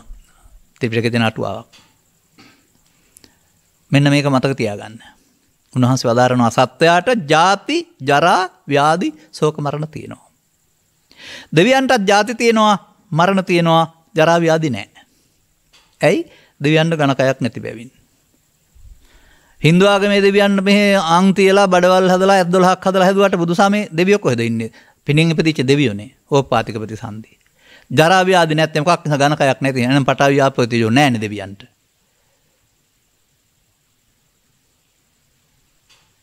එහෙම කියෝලා තේරුම් ගන්න වෙනවා. නමුත් පංච උපාදානස්කන්ධයේ මනුස්සෙන් විතරක් නෙමෙයි අපායෙත් තියෙනවා. බුදුහාමුදුරුවෝ ළඟ දෙවියෝ කියනවා අපි මේ සක්කාය මිදිලා කියලා හිතන් ඉන්නවා, අපිටත් සක්කාය කියලා දෙවියෝ කියනවා. නැනවත් ගිලණෙක් නැත්නම් ගැනවත් උපාසක කෙනෙක් පරලෝ යන්න හදනකොට සංසාරේ අතාරින හැටි කියලා දෙනවා. අන්තිමට කියනවා අරූපී ධානවලට අල්ලන්න එපා, ඒකෙත් සක්කාය තියෙනවා කියලා. අරූපී බඹතලවල. අරූපී බඹතල සක්කාය තියෙනවා කියන්නේ එහෙත් කනවණු වැසිකිලි තියෙනවා කියන එකද? නෑ, පංච උපාදානස්කන්ධයෙන් මිදලා නෑ කියන එක. මේ ටිකක් කිව්වේ විවේකේ තියෙනවනේ. මිනිස්සුන්ගේ කාරණා කටයුතු කරන ගමන් හොයාගන්න ඉස්සරහට. වර්තමාන සමාජයේ උගත්තු බවට පත් වෙලා කරට කර ඉන්නනේ මේ පූජ්‍ය පක්ෂේ කල්පනා කරන්නේ. නෑ. ඉස්සරහින් ඉන්න ඕන ධර්මයේ පිළිමද අවබෝධයෙන්. ඕන දෙයකට පන්සලට ආව එහෙම අවබෝධයක් තිබිච්ච නිසා. භාවනා ඒ ගැන මොකුත් දන්නේ නැහැ කියන හාමුදුරුවෝ මේ රටේ නැද්ද? උගත්තු වුණාට. අපි යන්න ඕන පාරේ ගිහින් නැහැ. මෙන්න මේ ගැඹුරු තැන් ඕන තරම් තියෙනවා. මේ ගැඹුරු තැන් පොතේ තිබුණාට පිළිගන්නේ නැතුව ගලපලා බලන් වෙනවා පංච උපාදානස්කන්ධය තුළට. අන්න එතකොට අපිට වර්තමාන මොහොතේ අවදි වූ තැන් පටන් නින්දට යනතුරු සිත සිවිරියව්වේදී සහ පස්දොරෙන් මේ ත්‍රිවිධ විතර්ක උපදින්න කාරණාය දෙනවා. දැන් එකතු වුණාම පිරිහෙනවා. රාග තනුත්ත්‍ය, දෝෂ තනුත්ත්‍ය, මෝහ තනුත්ත්‍ය. ඔන්න පමාද විහාරී. දැන් තේරුම් ගත්ත පුද්ගලයාට එකතු නොවීමෙන් අතහරින්න පළවෙනි වතාවට හරි අමාරුයි. මරාන මැරෙන්නම හිතෙනවා. ගහලා එන්නම හිතෙනවා. පස්සේ පලි ගන්නම හිතෙනවා. එහෙම තමයි අර බලවත්කම. නමුත් සසර හැදෙන්නේ ඒකෙන් බව තේරුම් ගන්න පුළුවන් නම් මිදෙන්න එකතු නොවීම පුරුදු කරන්න ඕන. අන්න එතෙන්ට එන වෙලාවට සතිය ඕන වෙන්නේ මේකට එකතු නොවෙන්න. සද්දා සති හිරියොත්ප්ප අලෝභ අදෝස තත්‍ර මජ්ජත්තා අකුසලෙන් වෙන්නන කුසල චෛසික නේද? ඒවා දිනු කරන්න නෙවෙයි කියලා තියෙන්නේ.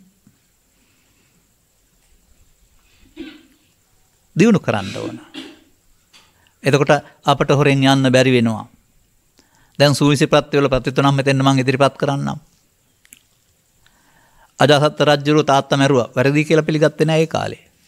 දවසක් බුදුරජාණන් වහන්සේ ළඟට ගිහින් බණ අහනකොට ස්වාමීනි මගේ අතින් වරදක් සිද්ධ වුණේ. මම පිළිගන්නවා තාත්තා මැරුවේ වැරදි බව. බුදුන් වහන්සේ වදාරනවා. වරද පිළිගැනීමම ආයති සංවරය පිහිටීමයි. ඔන්න අජාසත්ට මතක් වුණේ අවුරුදු 30කට විතර පස්සේ වැරදි කියලා. ඔබටත් මේ කාම විතර්කේ, ව්‍යාපාද විතර්කේ, විහිංසා විතර්කෙන් කටයුතු කිරීම වැරදි බව හැන්දෑවට මතක් වෙයි. ඒ වෙලාවේ කරලා. නැත්නම් හෙට. මතක් නොවෙනවට වඩා ඒක සාධාරණීකරණය කරනවට වඩා ඒක හොඳයි. හැබැයි ඒක පච්චාජාත ප්‍රත්‍ය පස්සේ මතුනේ. මේ වැඩේ කරන්න හදනකොට මතක් වෙනවා නම් සහජාත. මේ වැඩේ කරන්න හොඳ නෑ නේද කියලා සිහිය ආපුවම අර අම්මලා ගැලපෙන්නේ නැති නිසා කියන්නේ නැහැ කියලා නැත්තෝ වගේ නතර වෙනවා. සිහිය දැක්කහම. එතකොට සහජාත වුණා. ඒකලම සිහිය ආවා. තව ටිකක් දවස් යනකොට පුරේජාත වෙයි. මට යපු දුරකථන පණිවිඩයක තියෙනවා මේ රටේ කීර්තිමත් වෛද්‍යවරයෙක් මාක් සමග ඉන්නවා. ස්වාමීනි විතර්කයට පසු සිහිය එනවා. විතර්කයට පෙරත් සිහිය එන වෙලාවල් තියෙනවායි කියලා. අන්න පෙර සිහිය ආවොත් පුරේජාත ප්‍රත්‍ය. එතකොට සිහිය ආවා විතර්කයට එකතු වෙන්න ඉඩ නැහැ. දැන් විතර්කේ යන්න ඕන නේද? සිතට ආපු දෙයට එකතු වුණොත් සතර හැදෙනවා. එකතු වුණොත් එයා යන්න ඕන මේකට අනිත්‍ය කියලා කියනවා. ඔන්න මම අවුරුදු 45ක් තිස්සේ හොයාන ඇවිදින් බුදුරජාණන් වහන්සේගේ ධර්මයේ අනිත්‍ය දැකපු තැන. ඔබ මොනවද දකින්නවද මම දන්නේ. මම දකින්නවා අනිත්‍ය විතරක් දැනගත්තාම දුකින් මිදෙන්න පුළුවන්. මොකද අපි සංසාරයේ ඇවිදින්නේ නිට්ටය නිසා බුදුහාමුදුරුවෝ අදාලා අනිත්‍ය බලන්න. මොනවද? කාම විතර්කේ සහ ව්‍යාපාද විතර්කේ, විහිංසා විතර්කේ නැත්නම් සබ්බේ සංඛාරා කියන්නේත් ඒවා තමයි. එබැවින් ගැඹුරු තැන් කෙරෙහි අවධානය යොමු කරන්නට ඕනේ. දැන් ඉතින් ඔබේ වැදගත් කාලය මට ටිකක් ලබා දීලා තිබෙනවා. ඔබට තවත් කටයුතු තියෙන්න පුළුවන්. සවන් දුන්නට බොහොමත්ම ස්තුතියි. සවන් දීලා මදි. වැඩිපුර ටිකක් සවන් දෙන්න. මේ ටික මං හිතන්නේ පටිඝාගීමෙන් කපා ඉවත් කරන්න කියලා මම කියන්නම් මේ ගමම්ම. මේ තොරතුරු ටිකක් කියන්නේ. මට මේ තේරෙන දේවල් මම 2005 දක්වා එනකොට තේරුම් ගන්නවා. මට මේක සමාජයට දෙන්න ඕනේ කියලා මම ජාතික රූපවාහිනියට යන වැඩසටහන් 5යි කරන්න දෙන්නේ තහනම් වෙනවා. මැතිවරණ ව්‍යාපාරයක් නිසා 2013 මාධ්‍ය වලට යනවා මම. අවුරුදු 2කමාරක් එක මාධ්‍යක ඉන්නවා ධර්ම දේශනා 300ක් කරලා. ප්‍රතිපත්ති මේ ප්‍රශ්නයක් තුල අයින් වෙනවා. 7-5ක්වත් වෙනකොට අරගෙනත් නැහැ මන කියලා මම ගෙවලත් නැහැ මාධ්‍ය ගාස්තුව මට ගෙවලත් නැහැ කීයක්වත්. එහෙමයි අපි මේවා කරලා තියෙන්නේ. අනතුරු යනවා තවත් මාධ්‍යක 2015 අගෝස්තු වල. අද දක්වා ඉන්නවා හැමදාම මාසෙට 8යි. රූපවාහිනියෙන් 4යි ගුවන්විදුලියෙන් 4යි වැඩි විතරත් අඩු වෙන්නේ නැහැ. ඉරිදා උදේ 8 රංගිසිල කංගුවන්විදුලිය සවන් දෙන්න හැම ඉරිදාම. භික්ෂුණීන් වහන්සේලා පොර ඇල්ලුවා අධ්‍යක්ෂ ජනරාලුත් එක්කලා ඉරිදට ඇයි ඔය හාමුදුරන්නම දෙන්නේ වෙන කෙනෙකුට දෙන්න කියලා. නෑ මං ඉල්ලුවෙත් නෑ එපා කිව්වෙත් නෑ. දෙන්නෙත් නෑ අද දක්වා කාටවත්. ඇයි අහන්නේ එහෙ ගිහිල්ලා. net නාලිකාව මගේ ළඟට එනවා. දැන් බදාදර 8:30 9:30 10:30 සෑම බදාදාම ජනවාරි සිට කොතරම් කල් දීද දන්නේ නෑ. සවන් දෙන්න ගෙදර ඉඳලා. ඒ රේඩියෝ නාලිකා දෙක. බෞද්ධයා ප්‍රඥා රංගිරි ටීවී. මේ ප්‍රඥා අද දවසේ නම් එකක්වත් නැහැ. ඊ 4ක් තිබුණා 3ක් තිබුණා හෙටත් ඇති. සාමාන්‍යයෙන් ජනවාරි මාසේ විතරක් 75යි දේශනා. රිලැක්ස් නාලිකාවේ පසුගිය සිකුරාදා විතරක් උදේ ඉඳලා රැ වෙනකොට 7යි. පසුගිය අවුරුද්දේ 2021 වසරේ ධර්ම දේශනා මාධ්‍යවල බලමු ගණන් කරලා කොහොමද ආවේ කියලා 780යි. 62යි මාසෙකට. හැබැයි භික්ෂු භික්ෂුණී උපාසක උපාසිකා පඬිවරු ආදී කොට ඇති අය ලියුම් එවනවා දුරකථනයෙන් කතා කරනවා වැරදි කියලා බැනලා එන අය නෑ ප්‍රශංසා කරන අය තමයි ඉන්නේ. ඇයි කියලා අයගෙන් අහන්න. මේ ඔක්කොම කීවේ අපි සම්ප්‍රදායික බණක් කියන අය නෙවෙයි. හැබැයි සම්ප්‍රදායට එරෙහි යනකත් නෙවෙයි. අපිට බුදුන් වහන්සේ වදාළ ධර්මයේ මේ සමාජයේ සක්‍රිය කිරීම තුළ මේ මිනිසුන් ත්‍රිවිධ විතර්ක වලට ගොදුරු වෙලා අපරාධ කරන එකකින් මොදවාගෙන සැනසෙල්ල ලබා දෙන්න ඕන. ඒකට මිනිසුන් මරලා හරියන්නේ නැහැ. බුදුදහමේ කෙලෙස් නැසනවා. ඒවත් ත්‍රිවිධ විතර්ක ඝාතනය කරන්න ඕන. තව ටිකක් කල්පනා කරලා බලන්න මම අර කියපු උදාහරණය අරගෙන ඔබ අතර සිදුවෙන සියලුම වැරදි සිදු කරන්නේ ඔබ නෙවෙයි ත්‍රිවිධ විතර්කය. ඒවා ඝාතනය කිරීම බුදුදහමේ කෙලෙස් නැතිවීමයි. අනතුරු ඔබට බුදුන් වහන්සේ හමු වෙනවා ඇති. ඔය අඩු වෙන තරමට සංසුම් සිතක් හමු වෙයි.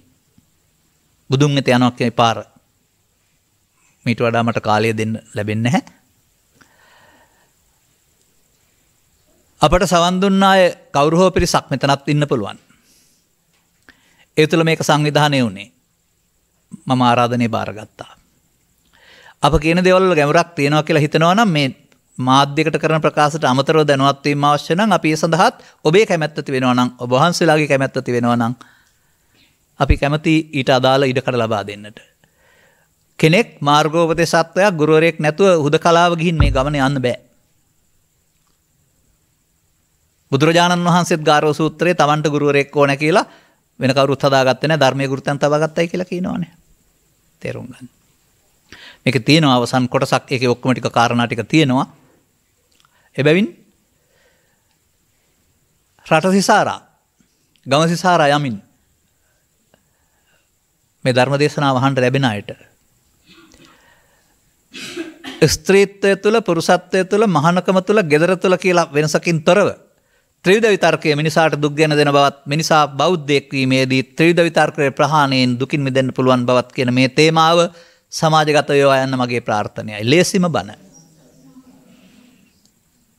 එසේ ප්‍රාර්ථනය කරමින් ධම්ම සපාදා ගැනීම සඳහා සංවිධානය කළ අයට සබන් දුන්න අයට ඒ වගේම කාන්තා දිනේ ශ්‍රේෂ්ඨකාවන්තාවන් හිටි ඉතිහාසයේ ගෙදර තුළ හා පැවිද්ද තුළ පැවිද්දේ තිබෙන ශ්‍රේෂ්ඨම කාන්තාරත්නයන් ඇතිකර ගැනීමට ශක්තිය ධෛර්යය ඔබට ලැබේවා කියන සුභාශිංසනයේ ප්‍රාර්ථනය කරමින් මම ධර්මානුශාසනාව මෙසේ අවසන් කරනු ලබනවා. මාතෘකාව නිවන් මගට උපනිශ්‍රේ වනසේ ස්වාමින් වහන්සේ කැමැති පරිදි දේශනාවක්. දායකත්වය මෙම උතුම් ධර්ම දේශනයේ ප්‍රඥා නාලිකාව තුළින් විකාශනය කිරීම සඳහා සදැහැති දායකත්වය දරනු ලබන්නේ උඩුනුවර ගුණතිලකාරාම වාසී කතිකාචාර්ය වස්කඩුවේ සුයිමාලී භික්ෂුණීන් වහන්සේ ප්‍රමුඛ මෙහෙණින් වහන්සේලා විසිනි.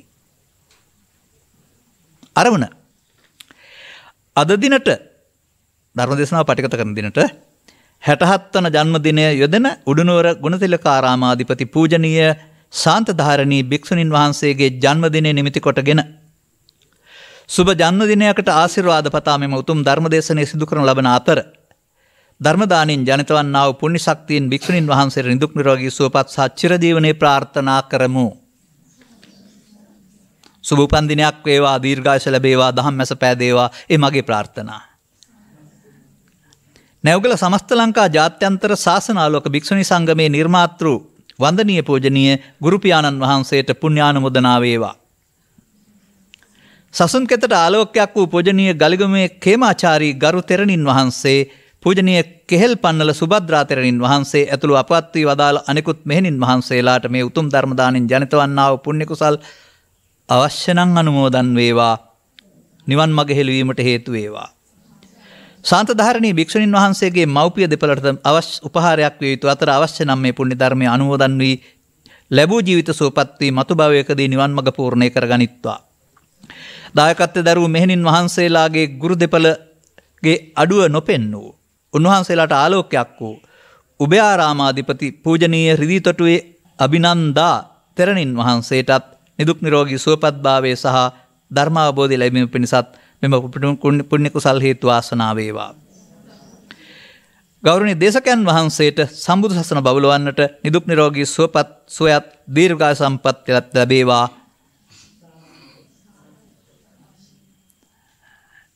ඉටු විය යුතු ඉටු විය හැකි සියලු පැතුම් සඵල වේවා යන්න මගේ ප්‍රාර්ථනයයි. ආකාසට්ඨා ච බුම්මට්ඨා දේවා නාග මහිද්దికා පුඤ්ඤන්තං අනුමෝදිත්වා චිරං රක්ඛන්තු ත්වං සදා. වන්දනා කරගත්තොත් හැමදිනාම සබ්බීතියෝ වජ්ජන්තු සබ්බ රෝගෝ විනස්සතු මාතේ බවත් අන්තරායෝ සුඛී දීඝායුකෝ භව. හැමදිනාටම තෙරුවන් සරණයි. බුද්ධං සරණං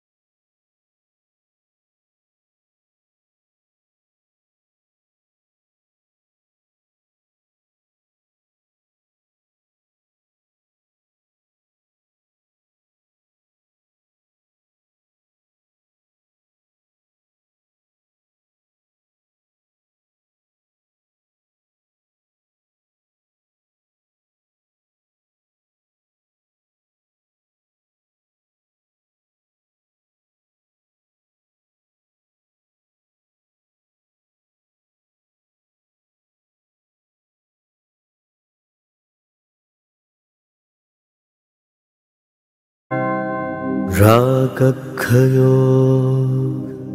निब्बानम्